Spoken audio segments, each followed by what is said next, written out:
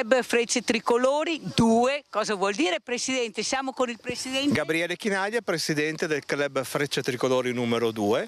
Ogni nostro club, siamo 138, ha un numero che identifica quando sono nati e quindi noi siamo il secondo a essere nato nel 1990, è il club di Treviso ma è nato tra l'altro a Silea. Ma dai, che bella questa cosa, vedete quante cose si imparano. Siamo anche col Vicepresidente. Davide Piezza, sono vicepresidente, sono un colonnello dell'esercito in pensione e quindi quando ho lasciato la divisa appesa al chiodo mi sono dedicato alla passione, la seconda passione che avevo per il volo è per l'aeronautica militare e per le frecce tricolori chiaramente. Cosa vuol dire essere qui oggi, Presidente? Vuol dire soprattutto fare rete e portare anche quello che è il bello del mondo dell'aviazione e delle frecce tricolori, che sono un simbolo della nostra aeronautica militare, del nostro Made in Italy e della passione del volo in tutto il mondo, e farlo vedere anche agli appassionati. Allora, io direi, perché non dare a voi questi giovani bullette, a farvi un bel giro? Ecco, colonnello, lei sa cosa voglio dire? Siccome vogliono provare l'adrenalina, gliela facciamo provare tutta. Certamente, ecco. Ma infatti l'obiettivo del club è quello di raccogliere soci, ma soprattutto i ragazzi giovani che vengono con noi, e noi li portiamo a vedere quello che è l'aeronautica militare e le altre basi aeree della nostra aeronautica, anche altre forze armate, perché le forze armate sono lo spirito della nostra nazione, della patria, è quel sentimento che un po' tende a svanire in questi giorni, mentre noi riusciamo ad avvicinare i ragazzi al tricolore, il tricolore che è l'Italia, la patria, e quei sentimenti, di quei valori che un po' stiamo perdendo, e noi cerchiamo di far riacquistare a tutti quelli che sono i nostri soci, ma anche gli amici che vengono a trovarci semplicemente anche nella sede di Silea. Allora salutiamo anche Ferruccio, consigliere neoeletto e quindi non avvezzo a microfoni, telecamere e quant'altro, comunque appassionato da sempre di aeronautica e delle frecce tricolori, e quindi nel mio limite do una mano al club a promuovere i nostri valori e le nostre idee. Ecco. Sono Marco Morellato, fotografo del Club Frecce Tricolori 2 e faccio parte del direttivo da inizio anno. la passione della Appassionato per la fotografia di aeronautica in generale, ma anche delle frecce tricolori, orgoglio nazionale. E invitiamo tutti i ragazzi giovani ad avvicinarsi a questo fantastico mondo dell'aeronautica e del volo in generale, e li aspettiamo tutti oggi in questa fantastica giornata con tutte queste grandissime associazioni. Grazie, grazie, buon lavoro, grazie e viva le frecce tricolori club numero 2, grazie, grazie. Allora, prima di presentare questi ospiti graditissimi che vedrete in presenza, questo club 2 frecce tricolori, io devo fare gli auguri e i saluti a una persona che ho conosciuto proprio a questo villaggio delle associazioni, ed è Antonio, 99 anni, con la figlia Sonia, che lo proprio coccola come fosse la cosa più bella che ha, perché dovrebbe essere così, perché è il suo papà. È il suo papà, e se è diventata grande, così educata, così elegante, composta, è merito di questo signore Antonio, che è rimasto con noi, soprattutto con questa tavola che avevamo creato nel dialogo, nella conoscenza, fino a mezzanotte. Sabato sera siamo rimasti là con sua figlia e suo genero fino a mezzanotte, perciò io sono stata onorata di conoscere questa persona. Pensate che con la quinta elementare è diventato uno dei più grandi designer che abbiamo avuto nel Veneto.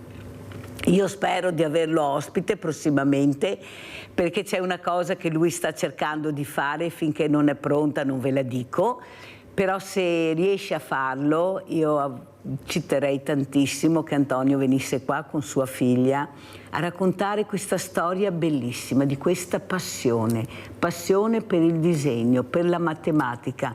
Mi raccontava, sai Mirella, i numeri, i conti per me erano una cosa normalissima, proprio mi entravano con una facilità estrema, e ha creato delle cose bellissime, ma non vi racconto niente, volevo solo salutare Antonio e Sonia questa mattina, un grande abbraccio da tutti noi, perché veramente sono questi i personaggi che io voglio farvi conoscere. Detto questo, presento subito gli ospiti. Abbiamo Gabriele Chinaglia, presidente Club Frecce Tricolori, assieme a Davide Pizzo, vicepresidente Club Frecce Tricolori. Ma abbiamo anche la professoressa Alessandra Andrisani, direttrice PMA Denatalità e Social. Perché? Perché vogliamo capire cosa sta succedendo. Non ci sono, non hanno voglia di far niente, sono lavativi, invece non ci sono proprio i giovani, a mio avviso. Sentiremo cosa ci dirà anche la professoressa Alessandra Andrisani. Ma prima di tutto vorrei partire col presidente Gabriele Chinaglia, presidente Club Frecce Tricolori. Allora, presidente, che 4 giornate sono state? Cos'è che è rimasto più nel cuore, più impresso, le riflessioni che poi si fanno quando si va a casa, si va a letto e si pensa a tutto quello che è successo, chi si è conosciuto durante la giornata? Prego, presidente. Allora, buongiorno a tutti, grazie Mariella dell'invito, buongiorno ai telespettatori. Mirella, scusami. Ecco, cioè cominciamo con la prima gaffa che è simpatica. Buongiorno a tutti, buongiorno ai telespettatori, è un piacere per noi essere qui, perché noi chi siamo? Noi siamo gli appassionati del mondo del volo, noi siamo i fan ufficiali riconosciuti dall'aeronautica militare, dalle Frecce Tricolori, come i loro supporter. Mi collego subito a una cosa prima di parlare a quello che hai detto tu. Nella nostra associazione il socio più giovane ha 3 anni e il socio diversamente giovane ne ha 97. Pensate. E tra l'altro è una persona squisita ed è sempre un piacere sentire le sue storie, raccontare anche proprio spezzoni di vita, di una vita di tanti anni fa, nei momenti belli, nei momenti anche difficili, come il bombardamento di Treviso, dove tra l'altro l'anno scorso abbiamo contribuito a avere il sorvolo delle Frecce Tricolori per l'80° anniversario. Queste persone ci arricchiscono tantissimo. Veniamo al bellissimo evento che c'è stato la scorsa settimana. È stata una cosa che secondo me ha portato sia tante persone a conoscere la nostra realtà di appassionati delle Frecce Tricolori, quello che facciamo, ma anche a farci dialogare fra le associazioni, ed è stato un momento sicuramente molto molto importante. Io dico sempre, presidente, lo dico anche al vicepresidente, che adesso sentiremo anche le sue riflessioni, che noi siamo in tanti perché abbiamo dei numeri enormi, però non ci conosciamo tra di noi. Non sappiamo chi fa l'uno, chi fa l'altro, cosa si fa, perché tutti vogliamo fare tutto, alla fine poi non riusciamo invece a fare quello che vogliamo. Sentiamo anche il vicepresidente cosa ne pensa di queste 4 giornate e soprattutto queste riflessioni che si fanno poi a mente fredda, ecco, per migliorarci sempre di più, per conoscerci sempre di più, ma soprattutto per arrivare ai giovani. Ai giovani, perché diversamente i giovani li abbiamo sentito, il problema è arrivare ai giovani, perché il mondo del volontariato è senza giovani, parte qualche rara eccezione, però abbiamo visto anche noi 120 associazioni alternate nei 4 giorni, ma giovani pochissimi. Prego Pizzo. Sì, certo, quello che noi abbiamo potuto vedere passati questi giorni con voi, con tutte le associazioni, è stata sicuramente una grande presenza di associazioni sul territorio.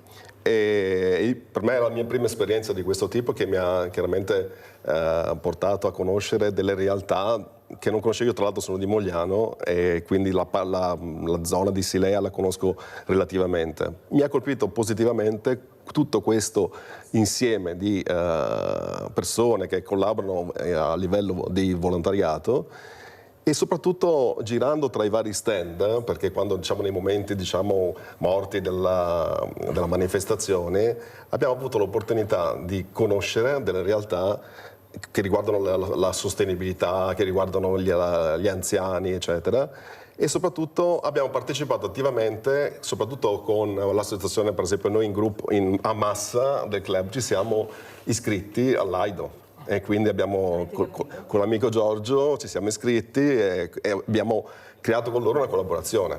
La collaborazione con loro significa che noi diamo il contributo all'associazione AIDO, offrendo quello che chiaramente l'associazione richiede, e dall'altra parte li portiamo con noi alle nostre gite in visita ai reparti e durante il viaggio, eccetera, l'associazione si presenta a se stessi e cerca di raccogliere nuovi soci. Quindi si è creato questo... Bellissimo, avete sentito l'importanza di questo villaggio, quello che vi ho detto io, informarsi, sapere chi c'è, cosa si può fare per aiutare. La sentiamo anche la professoressa Alessandra Andrisani, cosa ne pensa, questi giovani che dicono non hanno voglia di fare niente, no, non li abbiamo. Cosa dice professoressa? Prego.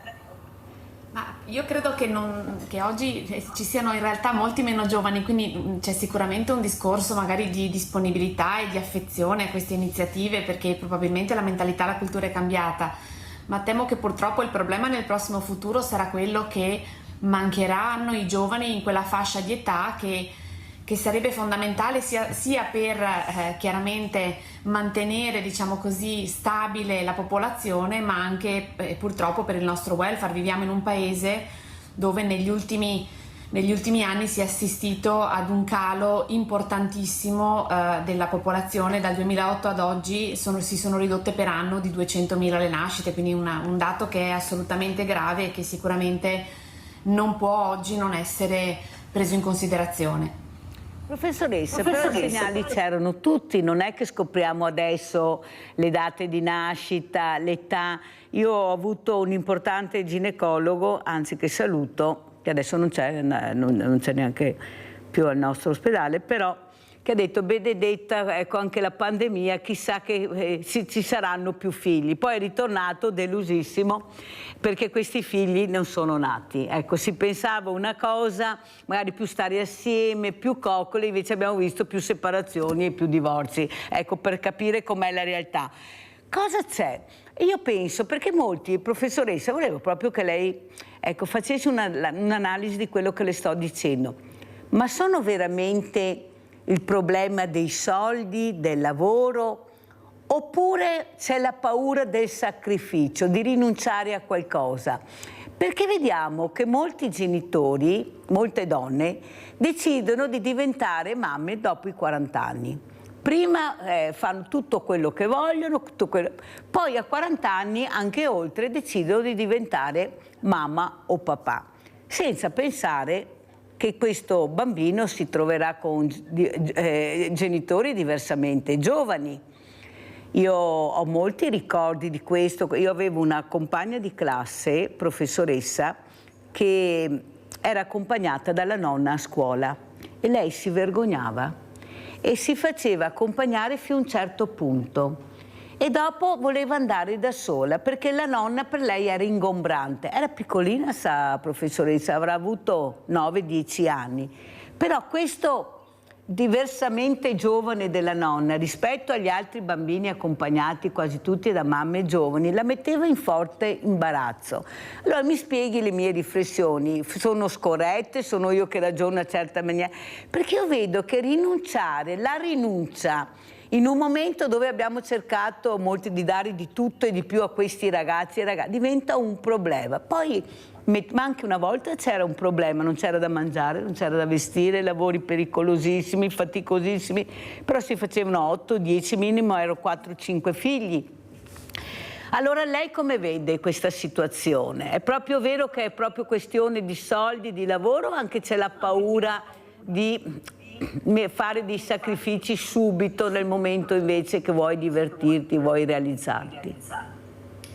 Allora Mirella, io credo che lei abbia proprio centrato il problema, nel senso che sicuramente oggi c'è un problema che può essere legato alla stabilità economica, alla stabilità del lavoro, al costo della vita, per cui ci sono molte persone che chiaramente fanno delle riflessioni prima di decidere di avere un figlio. Ma il fatto che il fenomeno della denatalità non sia un fenomeno solo italiano, dove magari queste problematiche sono più sentite, ma sia un fenomeno fondamentalmente mondiale, per cui anche paesi dove il supporto alla giovane coppia è decisamente superiore al nostro, pensiamo a paesi come la Spagna, come la Francia, comunque risentono del problema della denatalità, significa che è proprio cambiata la mentalità. E io credo che, diciamo così, il problema, se vogliamo chiamarlo problema, sia che rispetto all'epoca in cui magari siamo stati giovani noi, diciamo, comunque ad un'epoca passata, oggi un po' paghiamo il prezzo del benessere. Il benessere che porta a due ordini di problemi. Chiaramente l'accesso al benessere rende un po' più egoisti, quindi si tende chiaramente a rimandare la decisione di intraprendere una gravidanza e di diventare genitori, perché chiaramente rappresenta un sacrificio.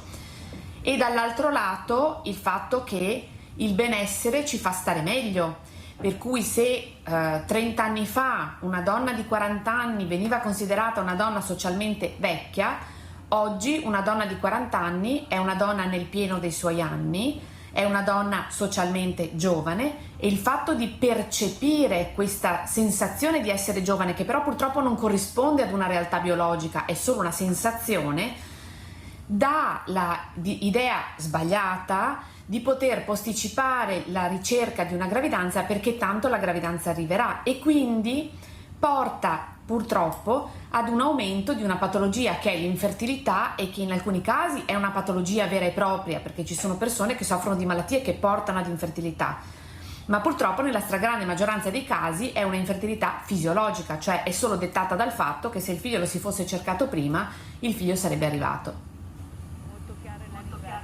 Dottoressa, perché con quanta semplicità ha spiegato un problema gravissimo che non riguarda solo l'Italia, ma è un problema che riguarda un po' tutte le persone veramente che vivono in questo pianeta, e che forse anche con questi mezzi artificiali, con tutte queste cose pazzesche, adesso ci mancava l'intelligenza artificiale, sembra che risolverà i problemi del mondo e non abbiniamo mai l'etica alla parola intelligenza artificiale. Come diceva il professor Silvio Garattini che ho avuto ieri, alla fine sono immagini, bisogna vedere chi manipola queste immagini, cosa vogliono farci vedere, dove vogliono arrivare, non è facile. Abbiamo Rinaldo in linea, vai Rinaldo. Ciao Mirella.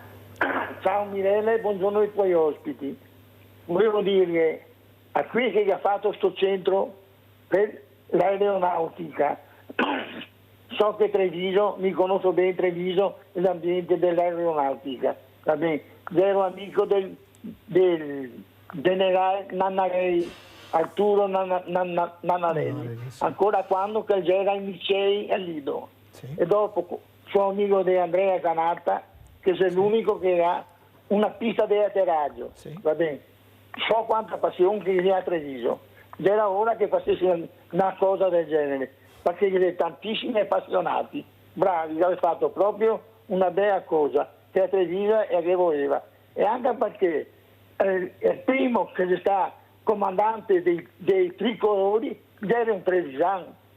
Il primo comandante di un aereo dei 13 tricolori era un trevisano, ne aveva fatto una bella roba, e poi si seguiva a Treviso questo tipo di sport e si serviva tantissimo.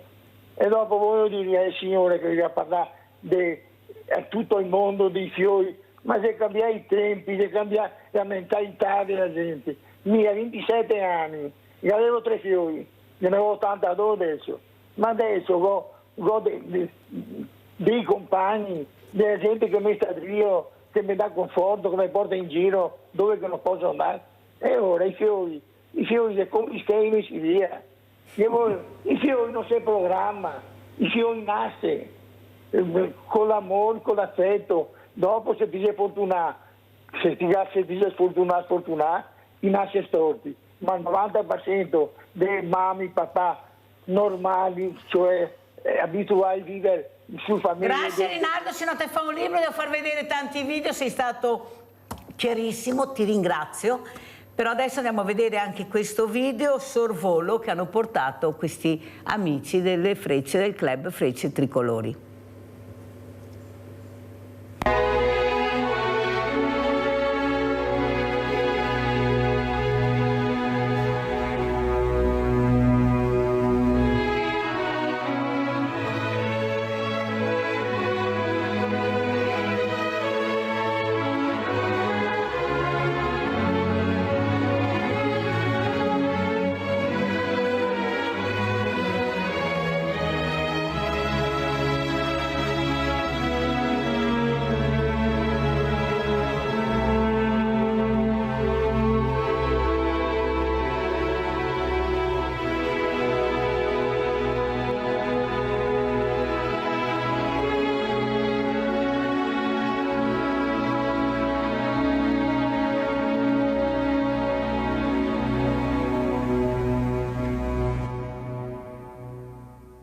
Vediamo anche un altro video perché sono talmente belli. Vediamo Mattia cosa ci mette o Edoardo. Andiamo a vedere un altro video.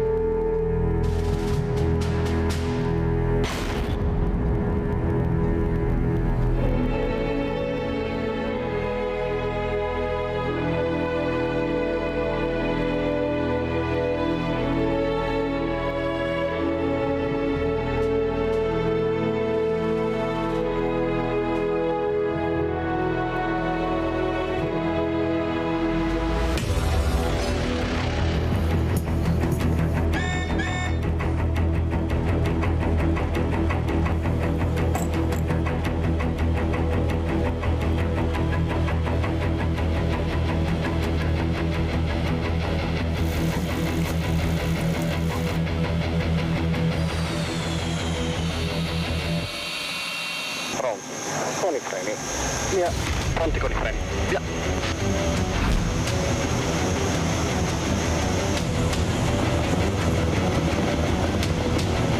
Aspetta che ci andiamo su.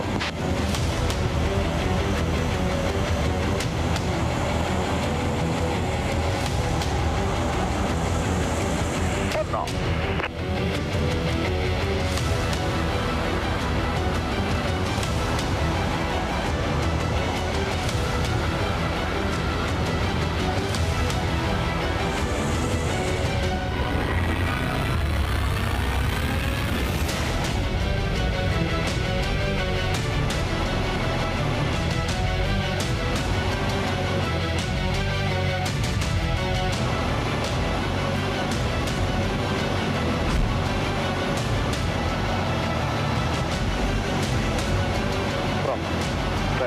Apertura via 37.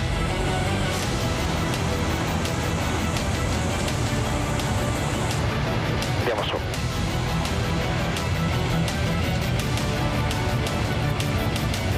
State inverso, ora.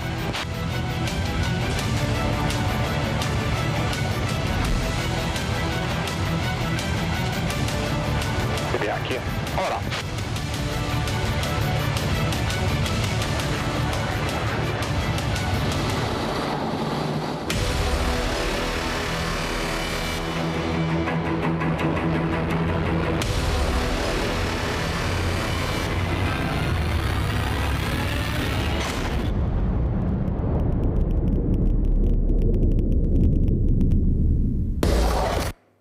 Non vi lamenterete mica, vi ho fatto decollare, volare, atterrare, senza spendere niente. Guardate cosa siamo riusciti a farvi fare questa mattina. Allora, Presidente, intanto complimenti per questi video che veramente sembra di essere con loro, volare assieme a loro, ma soprattutto questa adrenalina che vogliono provare tanti ragazzi, questo casco che lei ha anche portato. Cosa ci ha portato, Presidente? Allora, innanzitutto mi permetti, vorrei ringraziare l'ospite di prima, perché tra l'altro ha citato una persona molto cara. Rinaldo. Sì, ha citato Arturo Nannarelli, che è stato generale dell'Aeronautica Militare qui a Treviso ed era il presidente dell'Aeroclub di Treviso, e io per tanti anni ho la licenza di pilota privato, quindi ero nel direttivo con Arturo Nannarelli, quindi grazie per questo ricordo. Che dire, allora questi video che abbiamo visto sono innanzitutto video ufficiali dell'Aeronautica Militare, delle Frecce Tricolori, che quindi citiamo come copyright, ma siamo autorizzati a diffondere perché loro lo vogliono, perché vogliono far vedere che cosa c'è dietro e soprattutto evidenziare che dietro a un air show molto bello, che apparentemente può essere molto complicato, invece c'è un importantissimo lavoro di squadra fra le varie persone. Queste persone, questo lo racconto molto spesso quando ci chiedono di parlare dei piloti delle Frecce Tricolori, è assolutamente sbagliato pensare che i piloti delle Frecce Tricolori siano i Top Gun. Proprio la figura del Top Gun è più distante in assoluto, perché ogni cosa che viene fatta con un addestramento, ma soprattutto con la capacità di fare squadre in un gruppo di 100 persone a rivolto, che comprendono tutti gli ufficiali. Abbiamo visto anche la base di rivolto Abbiamo prima. visto sì, esattamente la base di rivolto, ma la cosa più importante è che si devono conoscere così bene, anche dal punto di vista attitudinale e psicologico, che ci deve essere la massima sicurezza che quello che è il pilota che sta davanti a me, quindi il leader, io sono il gregario, io lo seguo e sono certo che farà sempre in qualsiasi momento la manovra corretta nella maniera giusta, perché non dimentichiamo, si vola a 450 km all'ora e a 2 metri di distanza tra un aereo e l'altro. Perciò un minimo sbaglio può essere fatale, come abbiamo visto purtroppo anche in tempi recenti. Purtroppo l'errore può esserci sempre. Allora, Davide Pizzo, invece, spieghiamo questo casco che abbiamo visto, anche questo aereo che avete portato, questo modellino, che sono bellissimi. Prego. Certo, partiamo dal modellino. Allora, questo è un modellino di un MB339A, versione che è in uso la PAN, ed è un addestratore basico, diciamo. Adesso, tra l'altro, ha avuto la fine della vita operativa, perché recentemente, proprio pochi giorni fa, c'è stato il phase out di questo velivolo e l'addio dell'Aeronautica Militare a questo importantissimo addestratore che ha segnato quasi tutti i piloti dell'Aeronautica Militare che ci sono in volo adesso, hanno volato su questo velivolo e li ha portati poi a volare sui successivi caccia, eccetera. Le Frecce Tricolori lo impiegano da dopo il G91, quindi sono tantissimi anni, ed è stato presentato tra l'altro il sostituto dell'MB339, l'MB346, che sarà il prossimo velivolo in dotazione della PAN. Ci vorrà parecchio tempo, perché passare da un aeroplano di questa generazione al nuovo velivolo richiederà un addestramento molto molto intenso da parte dei piloti. Per quanto riguarda il casco, diciamo che questo è un simile casco, diciamo, in uso dai nostri piloti delle Frecce, li riconosciamo tutti perché hanno anche i colori delle Frecce Tricolori dipinti sul casco, però è lo stesso tipo di equipaggiamento che dota i piloti dell'Aeronautica Militare. Questo è un po' datato, però diciamo che integra in sé quelle che sono le caratteristiche di un casco di un aeroplano dell'Aeronautica Militare.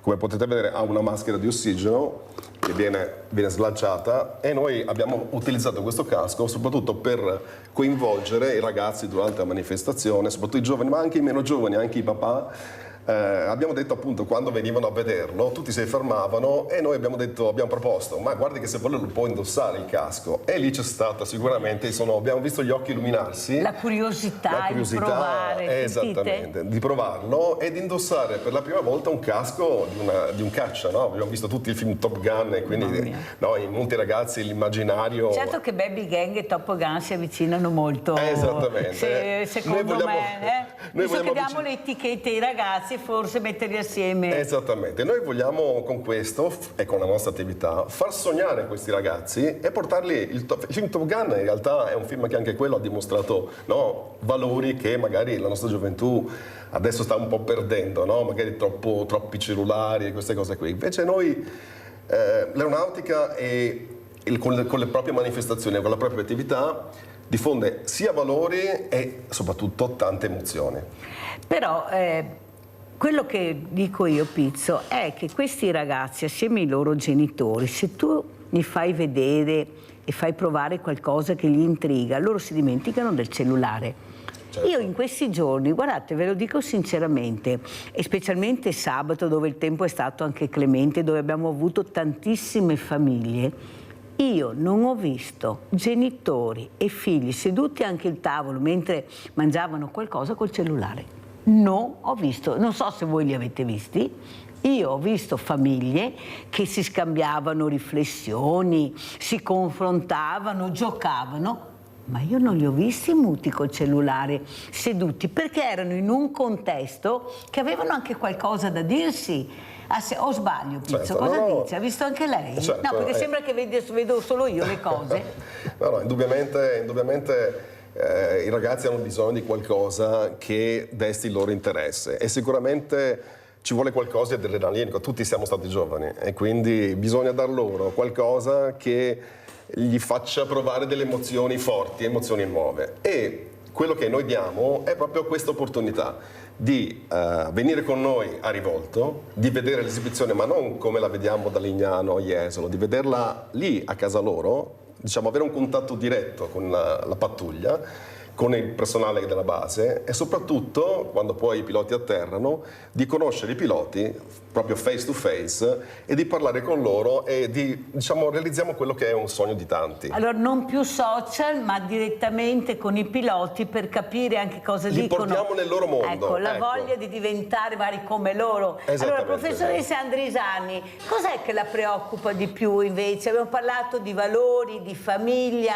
abbiamo parlato di questo dialogo che è sparito, c'è molto poco in certi genitori con i figli, troppo impegnati, troppo anche questo lavoro stressante, quando ritornano non hanno più voglia di fare niente e trac arriva il cellulare o il social. Ma tanto mio figlio è seduto sulla poltrona, tranquillo vicino a me, magari chissà cosa stanno vedendo, perché tanti genitori non riescono neppure a capire quanto pericoloso è questo strumento che hanno in mano e dove possono arrivare e tu non ti rendi neppure conto. Prego, professoressa Andrisani.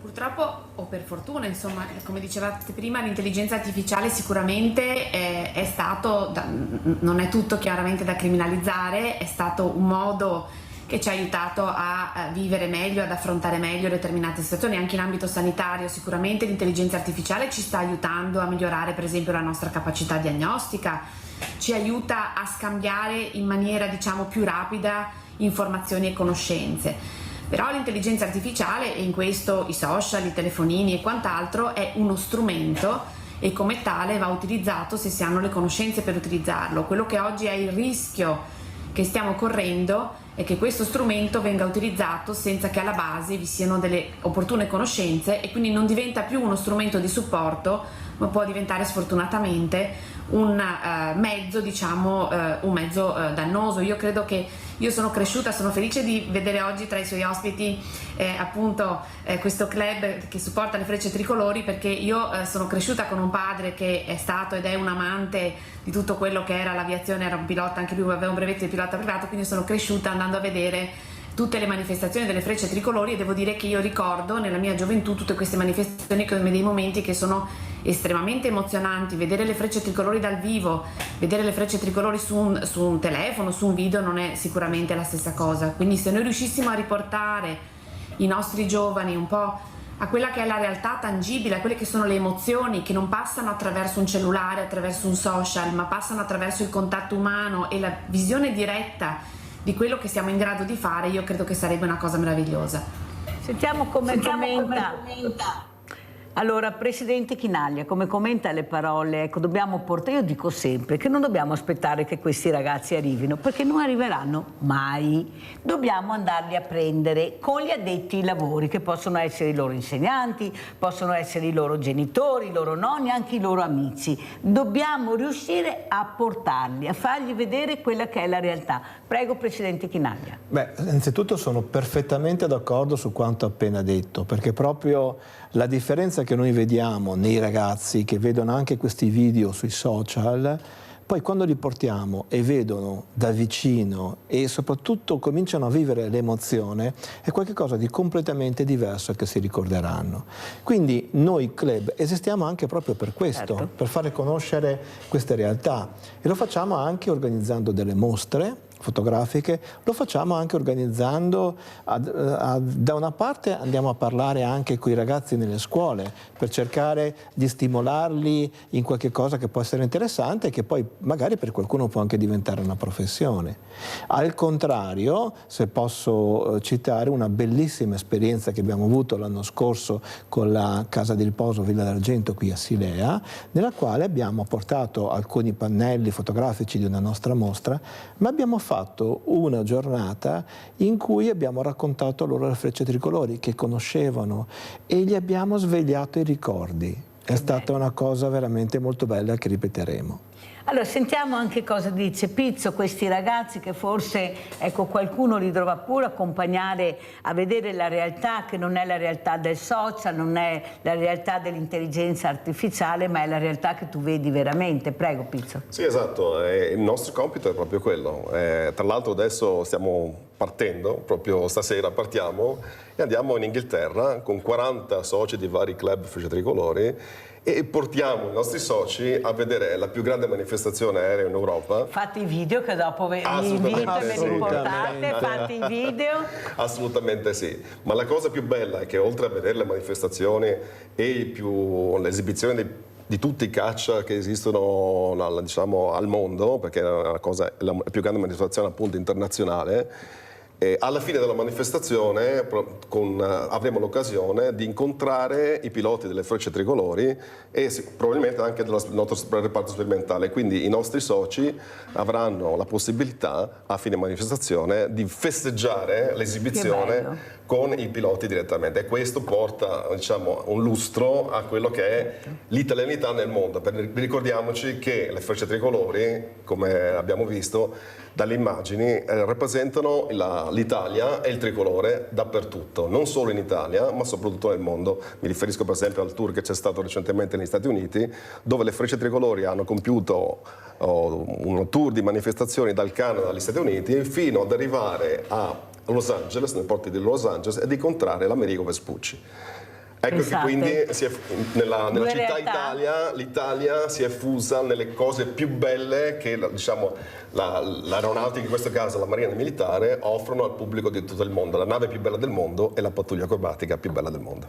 Allora, sentiamo la professoressa Andrisani, ecco, fare squadra, unire le forze. Noi abbiamo queste forze, però purtroppo sono queste persone che arrivano da molto lontano per vari motivi, le guerre, perché noi parliamo delle guerre più vicine, voi non avete idea quante guerre, come diceva Papa Francesco, che manca tantissimo, e speriamo che anche Papa Leone XIV prosegua su questo percorso per aiutare le fragilità e capire le fragilità. C'è qualcosa che non torna. Ecco, questo diverso che fa paura, questo diverso che finché non ha il colore giusto, perché adesso andiamo a colori, non riesce a essere collocato. Io sono dell'idea, professoressa, che forse più di tanti discorsi dovremmo farli lavorare, ecco, dovremmo impegnarli, non serve, in tanti lavori non servono le lauree, ecco, serve invece la voglia di lavorare, la voglia di capire che sei arrivato per integrarti, e il lavoro lo può dimostrare. Eppure tanti paletti, ma quei paletti non andremo da nessuna parte, l'ha detto lei, guardate che in futuro mancheranno questi numeri, chi accudirà i nostri diversamente giovani, perché noi parliamo, ma poi io vorrei fare anche questa domanda a quelli che magari dicono no, non si può, no. Allora chi ti accuderà in futuro, anche se avrai tanti soldi ma non avremo le persone? Chi ci aiuterà a fare dei percorsi più semplici e anche più dolci? Prego professoressa, poi andiamo in pubblicità. Ma io credo che l'integrazione sia fondamentale, anche perché oggi quella dell'immigrazione è una realtà, cioè il mondo in cui diverse popolazioni, diversi gruppi etnici, diverse culture si mescolano è una realtà. Io ho vissuto 20 anni fa in Svizzera, perché mi ero trasferita lì per imparare a fare questo mestiere, e io ricordo che c'era una forte componente, per esempio, di popolazione nordafricana all'interno del paese, ma erano tutte persone perfettamente integrate, erano tutte persone che avevano un loro impiego, che vivevano secondo le regole del paese in quel momento, che conoscevano la lingua, quindi non c'erano le difficoltà che ancora oggi noi vediamo all'interno del nostro paese. Quindi il problema chiaramente è quello di consentire l'accesso, perché trovo che sia una cosa assolutamente corretta, a chiunque, ma all'interno di un contesto di regole che devono essere ben definite.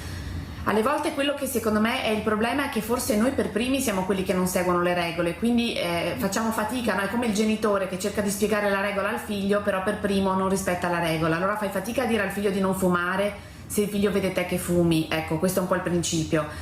Quindi penso che l'immigrazione non sia assolutamente un dato negativo, anzi per noi chiaramente può rappresentare un domani la possibilità di mantenere dei livelli anche numerici di popolazione, dei livelli di popolazione giovane che sia in grado di lavorare e quindi di garantire il welfare nel nostro paese. Ma è necessario che siano stabilite delle regole, che sono le regole della civile convivenza sociale, che queste regole siano rispettate, e altrettanto che laddove le regole non sono rispettate ci siano delle reali, diciamo, punizioni tali per cui le persone fanno più fatica a delinquere, perché sanno che dall'altro lato diciamo vengono giustamente punite. Grazie professoressa. Pubblicità.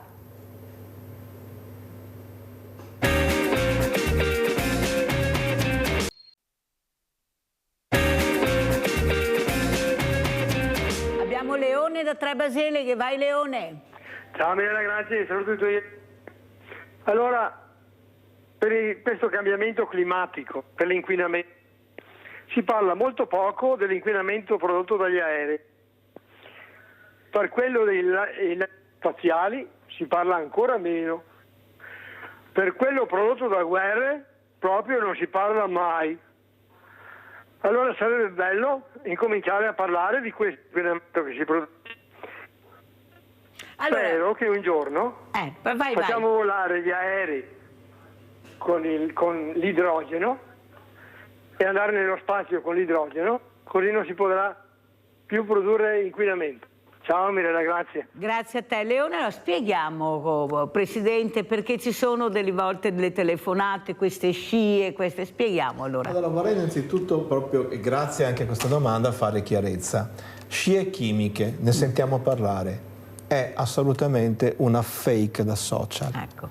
Le scie chimiche non esistono, quelle che si vedono nel cielo sono scie di condensazione date dal fatto che un motore a reazione ad altissima temperatura in una parte molto alta del nostro cielo rilascia dei gas che diventano immediatamente dei cristalli e che in alcune quindi condizioni questi cristalli formano delle piccole nuvole. Non è vero che quindi sono prodotti tossici, assolutamente. È chiaramente un prodotto legato al fatto che sono motori a combustione, a reazioni che lavorano con cherosene e che quindi rilasciano delle sostanze come le nostre macchine, esatto, e così via. Parimenti mi permetto di dire che i fumi delle frecce tricolori sono certificati e sono assolutamente atossici, basati sull'olio di vaselina. Avete capito che abbiamo imparato qualcosa anche questa mattina che non si capiva, perché ho ricevuto diverse telefonate anche in tempi non sospetti, cioè queste scie chimiche, questi fumi, avete sentito? Certificati, perciò assolutamente. Assolutamente. Purtroppo, come sappiamo e stiamo molto parlando dei social, siamo portati a credere tutto quello che vediamo senza andare a documentarsi sulle fonti. Andiamo a vedere i prossimi video.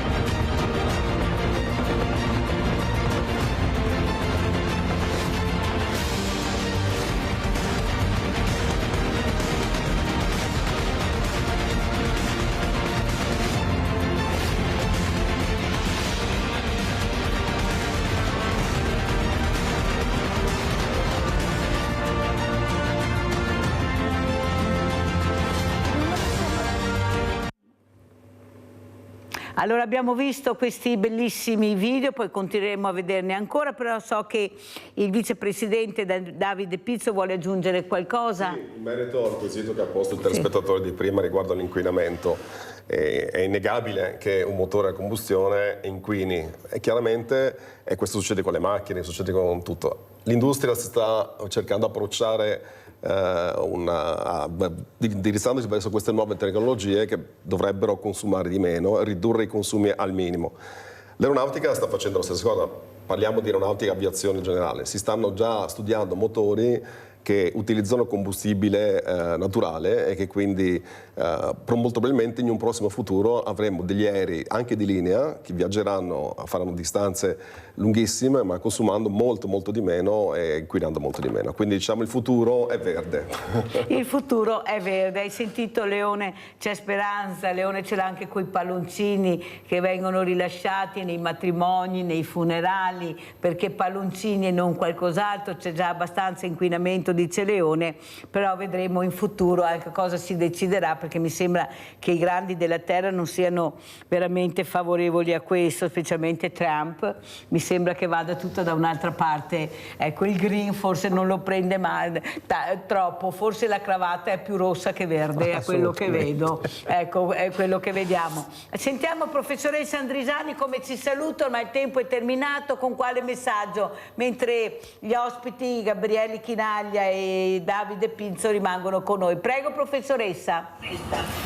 Beh, innanzitutto Mirella, ringraziandola come sempre per la disponibilità di essere qui con voi e per anche le opportunità, insomma, di vedere, di conoscere tanti ambiti che apparentemente, ecco, solo un commento, apparentemente molte volte no, uno pensa cosa c'entra un medico all'interno di una trasmissione televisiva in cui magari abbiamo anche appunto dei rappresentanti dell'aeronautica. Ecco, io credo che invece le conoscenze trasversali saranno il nostro futuro e volevo solo citare un esempio. Io nel mio ambito universitario dirigo un master appunto che riguarda l'infertilità e la procreazione medicalmente assistita e che è finalizzato alla conoscenza scientifica di questi ambiti.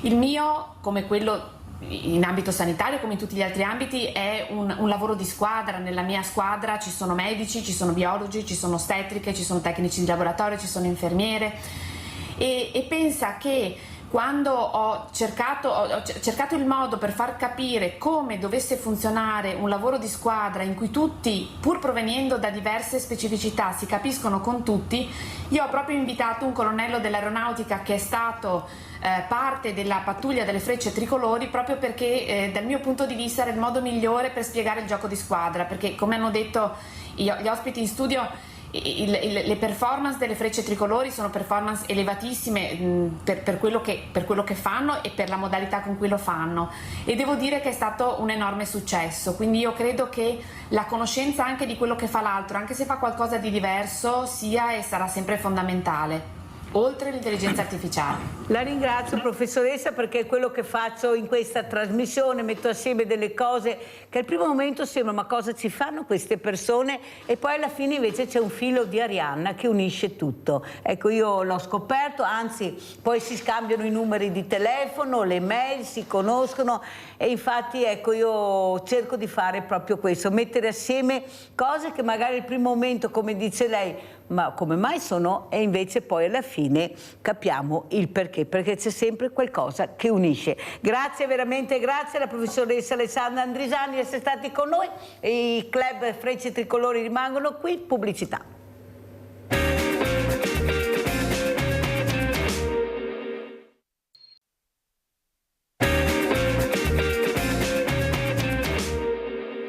Al momento nella nostra regione non ci sono stati studenti che si siano rifiutati di sostenere il colloquio orale all'esame di maturità. Pure il problema si pone, e non solo a livello di conversazione fra amici. Esiste una disaffezione di questi ragazzi nei confronti dell'istituzione scuola, di quello che rappresenta, e anche un'incapacità di mettersi in gioco con se stessi e quindi di capire quanto sia importante investire sulla formazione e sul futuro. Così Patrizia Pavatti, direttore regionale del servizio istruzione e diritto allo studio, la quale però riflette immediatamente su un altro dato, ovvero la possibilità di mettere in scena la protesta avendo in qualche modo assicurata la promozione, insita nella struttura stessa dell'esame. Lo studente quindi riceve un credito scolastico che è noto, quindi per la trasparenza, che è anche molto elevato, perché dalla riforma che c'è stata negli anni 2019 questo credito scolastico arriva fino a 40 punti. A questo poi si sommano i punteggi delle prove scritte, che sono 2, ogni prova vale un massimo di 20 punti. Naturalmente sto parlando dei punteggi massimi ottenibili, e poi c'è l'esame orale. È chiaro che quindi se un ragazzo appunto si fa un 2 calcoli e ottiene quindi un credito scolastico, cui si sommano poi i voti delle 2 prove scritte e arriva già a 60, fa questo tipo di scelta. L'idea del ministro Valditara, che cioè lo studente che non sostiene l'esame orale sia bocciato, necessita comunque di una determinazione. Noi abbiamo tutti gli anni un'ordinanza ministeriale per gli esami di Stato, appunto, che viene pubblicata dal Ministero dell'Istruzione e del Merito, e quindi è necessario che in quell'ordinanza ci sia proprio un articolo dedicato a questa fattispecie. Pavatti però offre un'altra chiave di lettura, ovvero l'importanza del colloquio orale all'interno dell'esame di maturità. Consideriamo anche tutta la valenza del colloquio orale, in cui tra l'altro si espone il PCTO, i percorsi per le competenze trasversali di orientamento, in cui si dà anche senso della capacità di riflettere, di ragionare, di avere un atteggiamento critico. Quindi il colloquio orale è importante sia per giudicare il candidato, ma anche al candidato per giudicare se stesso. La conclusione è piuttosto amara. Secondo me ha fallito un po' anche la scuola, perché non è riuscita a trasmettere quindi tutto questo, quindi questo senso di competenza e anche di autoconsapevolezza a questi studenti.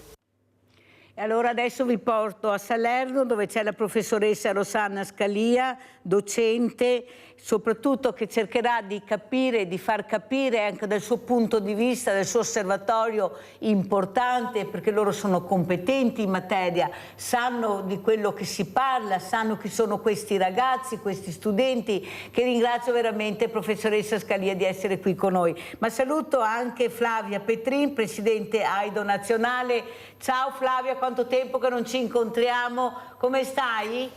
Ciao Mirella, buongiorno a tutte le persone che sono collegate. Grazie Flavia. Allora sentiamo, professoressa, come commenta questo video che abbiamo sentito. Varie città, vari studenti hanno protestato. Io quello però che ho sentito, professoressa, e lo dicevo anche qui ai miei ospiti, ho sentito che questi ragazzi, questi studenti che hanno protestato volevano il dialogo, dialogare, capire. Prego, professoressa. Sì, l'esame di Stato è sicuramente un esame che andrebbe sottoposto a riforma, una riforma sostanziale nella struttura, nei contenuti, senza dubbio, insomma, ci sono aspetti e criticità evidenti nell'esame di Stato così come si svolge attualmente.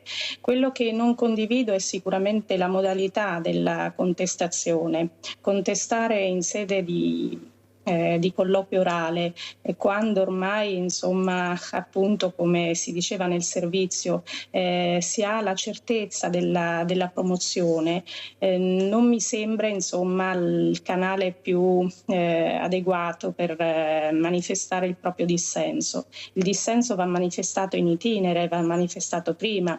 Alcuni di questi ragazzi, ho letto, insomma, hanno espresso un disagio maturato nel corso degli anni, è rimasto inascoltato, quindi sicuramente qualcosa va modificato anche nel rapporto nella relazione tra insegnanti e studenti.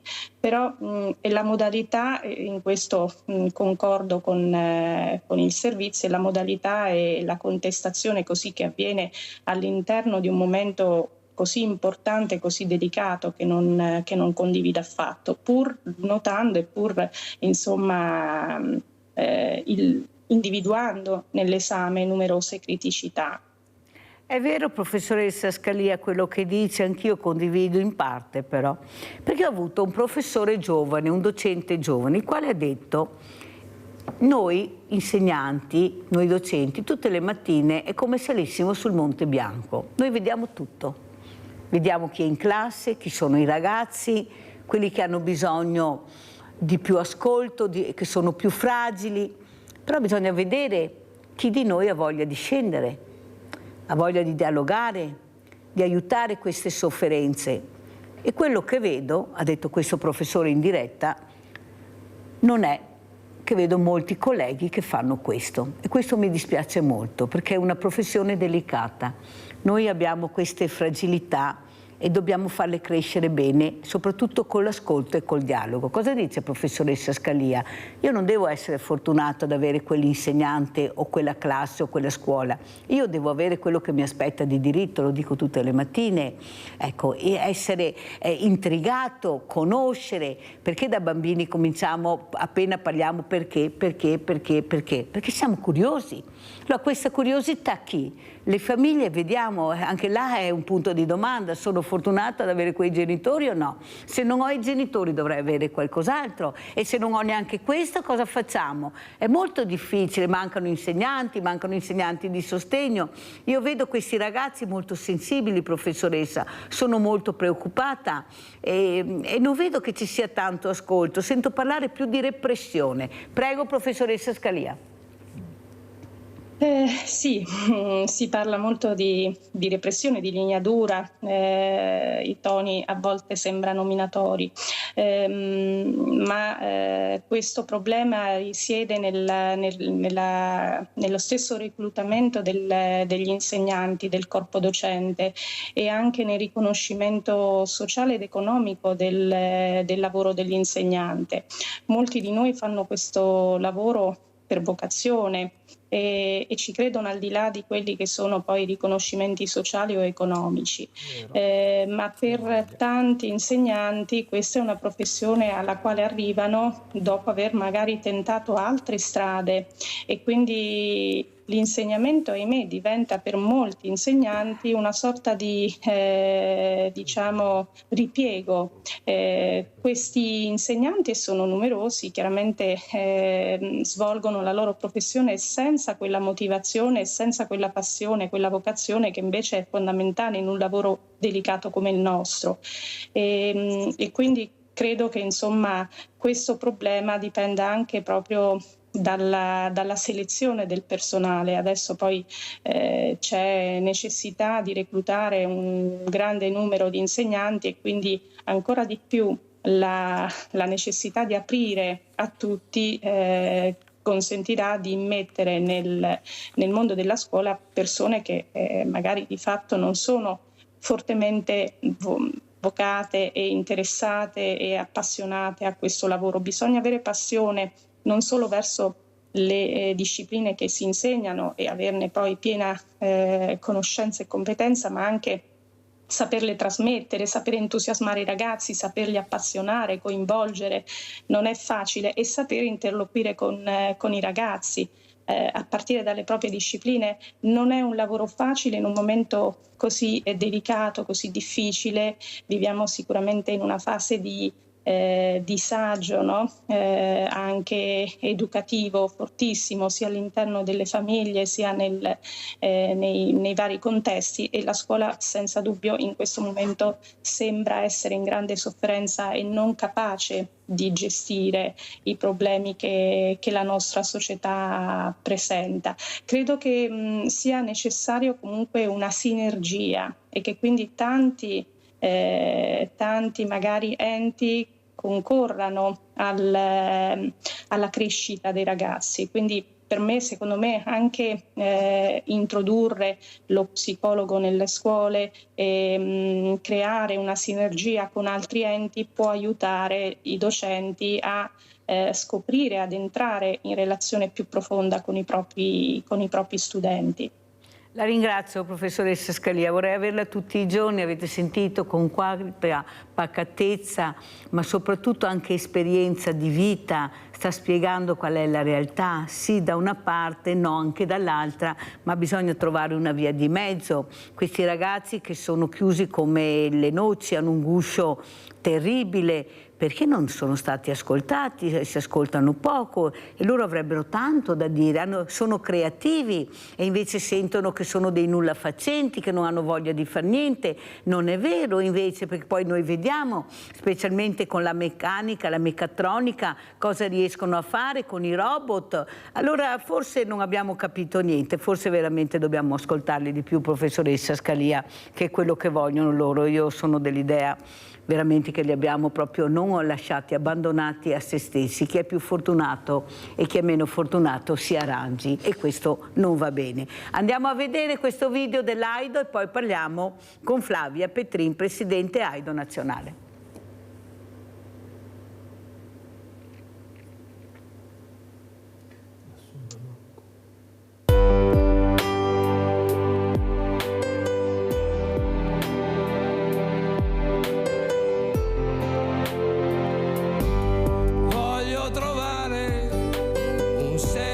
Questa vita, anche se questa vita un senso non ce l'ha. Sai che cosa penso?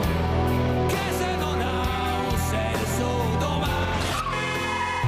Un senso è dire sì oggi per salvare una vita domani.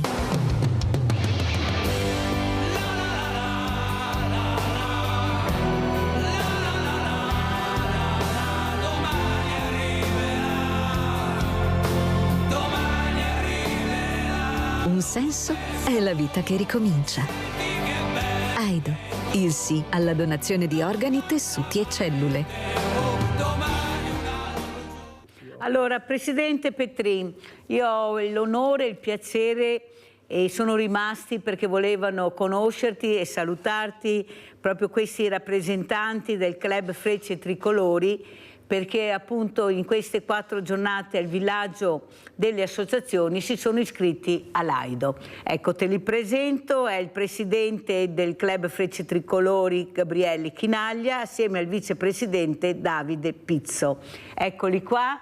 Flavia, ecco, avevo piacere che tu li salutassi, che loro ti conoscessero, perché loro sono veramente molto vicini e lo hanno dimostrato in queste giornate all'Aido. Prego Flavia, prego Presidente. Intanto veramente grazie di cuore perché avete deciso di dire di sì alla donazione, ma in particolare perché avete deciso di dire di sì all'associazione con Aido, che per noi è una cosa importante. Perché è vero che si può dire di sì anche in comune, però dire di sì alla donazione con Aido vuol dire partecipare a quel movimento di opinione che è a favore della vita, perché da una donazione si possono veramente aiutare tante persone che sono in lista di attesa. Perché ecco, il fatto che voi avete detto di sì alla donazione è già un gesto veramente straordinario, ma ecco, averlo detto con Aido per noi rappresenta ancora qualcosa di più. Io non lo so se voi avete fatto l'atto olografo o se l'avete fatto in maniera digitale. Adesso sentiamo subito, allora, Presidente Petrin. Allora, Presidente Chinaglia, allora, cosa vuole? Perché poi deve aggiungere qualcos'altro, donatori, ma anche oltre. Prego, Presidente. Allora, sicuramente è stato in quest'ambito di questi giorni dell'associazione un piacere vedere, però in realtà ci eravamo anche conosciuti prima, perché già a un evento precedente avevamo avuto il piacere di conoscere il Presidente della sezione di Treviso e Silea, Giorgio Donaggio. Che salutiamo, quindi io sono andato lì personalmente, mi sono tesserato, ma poi sempre per l'ambito di rete abbiamo avuto il piacere di invitarli al nostro pranzo annuale dell'associazione come ospiti, in quanto volevamo far sentire alle persone che cosa avevano da raccontare. E un aneddoto molto simpatico che è successo è stato che durante questo pranzo abbiamo invitato a parlare Giorgio, quindi a raccontare tutte le persone e a sfatare i miti, perché attenzione, anche qua purtroppo ci sono dicerie e miti, e poi ho avuto il piacere di far salire sul palco a fianco a lui, e non si conoscevano, mio suocero, che è una persona che è trapiantato di cuore, quindi una persona che da 18 anni è in vita grazie proprio alle donazioni dell'Aido. E quindi quello che noi vogliamo fare capire, che abbiamo cercato nel nostro piccolo, è quello che veramente con poco che possiamo andare a creare delle cose bellissime e ridare la vita delle persone. E scusa se è poco. Allora sentiamo anche Davide Pizzo, vicepresidente, ecco cosa è successo appunto in queste giornate, ancora di più di essere presenti con AIDO, vi siete iscritti, ma poi anche cosa farete oltre a questo, porterete? Certo, noi appunto con la sezione di Treviso siamo andati lì una alla volta, perché abbiamo dovuto appunto fare i turni di presenza presso il nostro stand. Una alla volta siamo andati a iscriverci in forma olografa, convinti di quello che facevamo, anche perché appunto noi, oltre a sostenere l'associazione, siamo anche promotori dell'associazione. Perché?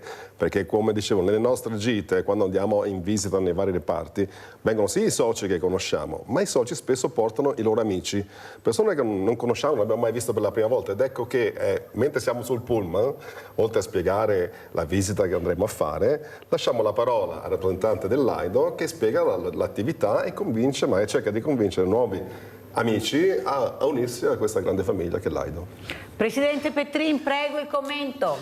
Allora, intanto veramente grazie per questa opportunità che offrite ad AIDO.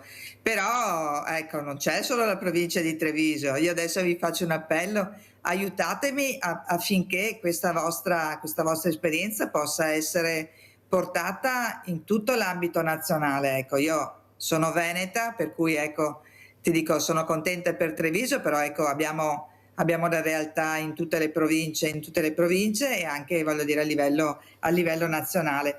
Noi con le Frecce Tricolori abbiamo già fatto quest'anno con il CNT, tra l'altro, delle manifestazioni importanti che qua nel Veneto abbiamo fatto a Jesolo, perché ecco, le Frecce Tricolori in qualche maniera interessano tutti i cittadini, voglio dire, è sempre un evento che richiama tantissime persone e magari ecco, si potrebbe pensare a qualcosa di nuovo. Io non lo so se voi, voglio dire, come Frecce Tricolori potete fare, non so, un qualche cosa proprio specifico per AIDO.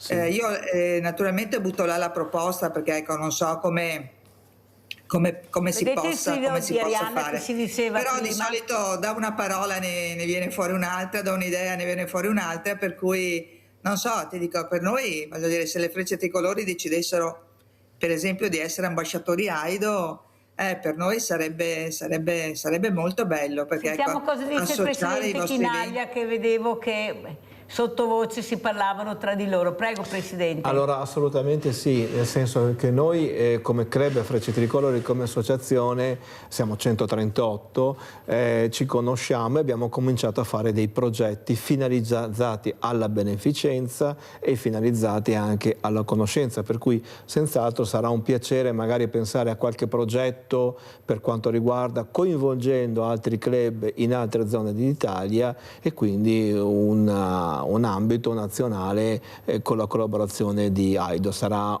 assolutamente un piacere. L'aeronautica militare di per sé, quindi le Frecce Tricolori come pattuglia, sono molto sensibili, confermo sia a Jesolo dell'aeronautica c'era un bellissimo stand, e anche qui proprio diciamo le Frecce Tricolori ambasciatori del Made in Italy diventano anche in primis ambasciatori di conoscenza e beneficenza, e questo è anche uno scopo molto importante delle nostre associazioni. Grazie Presidente Chinaglia. Presidente Petrin, quello che però non tornano sono i numeri. Molti ragazzi fanno la carta d'identità ma non fanno la donazione. Abbiamo poche donazioni, non siamo così forti e questo preoccupa molto. Preoccupa soprattutto che siano i giovani a non donare. Tu lo sai che io ospito tutte le associazioni di volontariato, dall'AIL, tutte quante, e purtroppo c'è questo grande problema l'Avis, ci sono poche donazioni. Come fare per intrigare questi ragazzi? Io lo dico quasi tutte le mattine, Flavia Petrin, che forse dopo tanti anni di lezioncini in classe a questi ragazzi, forse non siamo riusciti a farli diventare protagonisti. Tanto è vero che quando ho avuto ospite una coordinatrice dell'AIL ha raccontato, sa Mirella, che la scorsa settimana sono venuti a trovarci degli studenti, 20, e sono diventati tutti donatori. Allora forse dobbiamo portarli, dobbiamo intrigarli di più proprio dove avviene questo. Ecco, perché la Croce Rossa ha tanti giovani dove non vedo nelle altre associazioni, e ne abbiamo avuto la dimostrazione in questi 4 giorni, 120 associazioni, ma quasi tutti diversamente giovani, a parte qualche piccola realtà. Forse perché li intrigano di più, li fanno diventare protagonisti. Allora cerchiamo di renderli protagonisti. Ma come mai? Vanno all'AIL e diventano tutti eventi donatori. E prima? Eppure l'AIL va nelle scuole come tutti voi.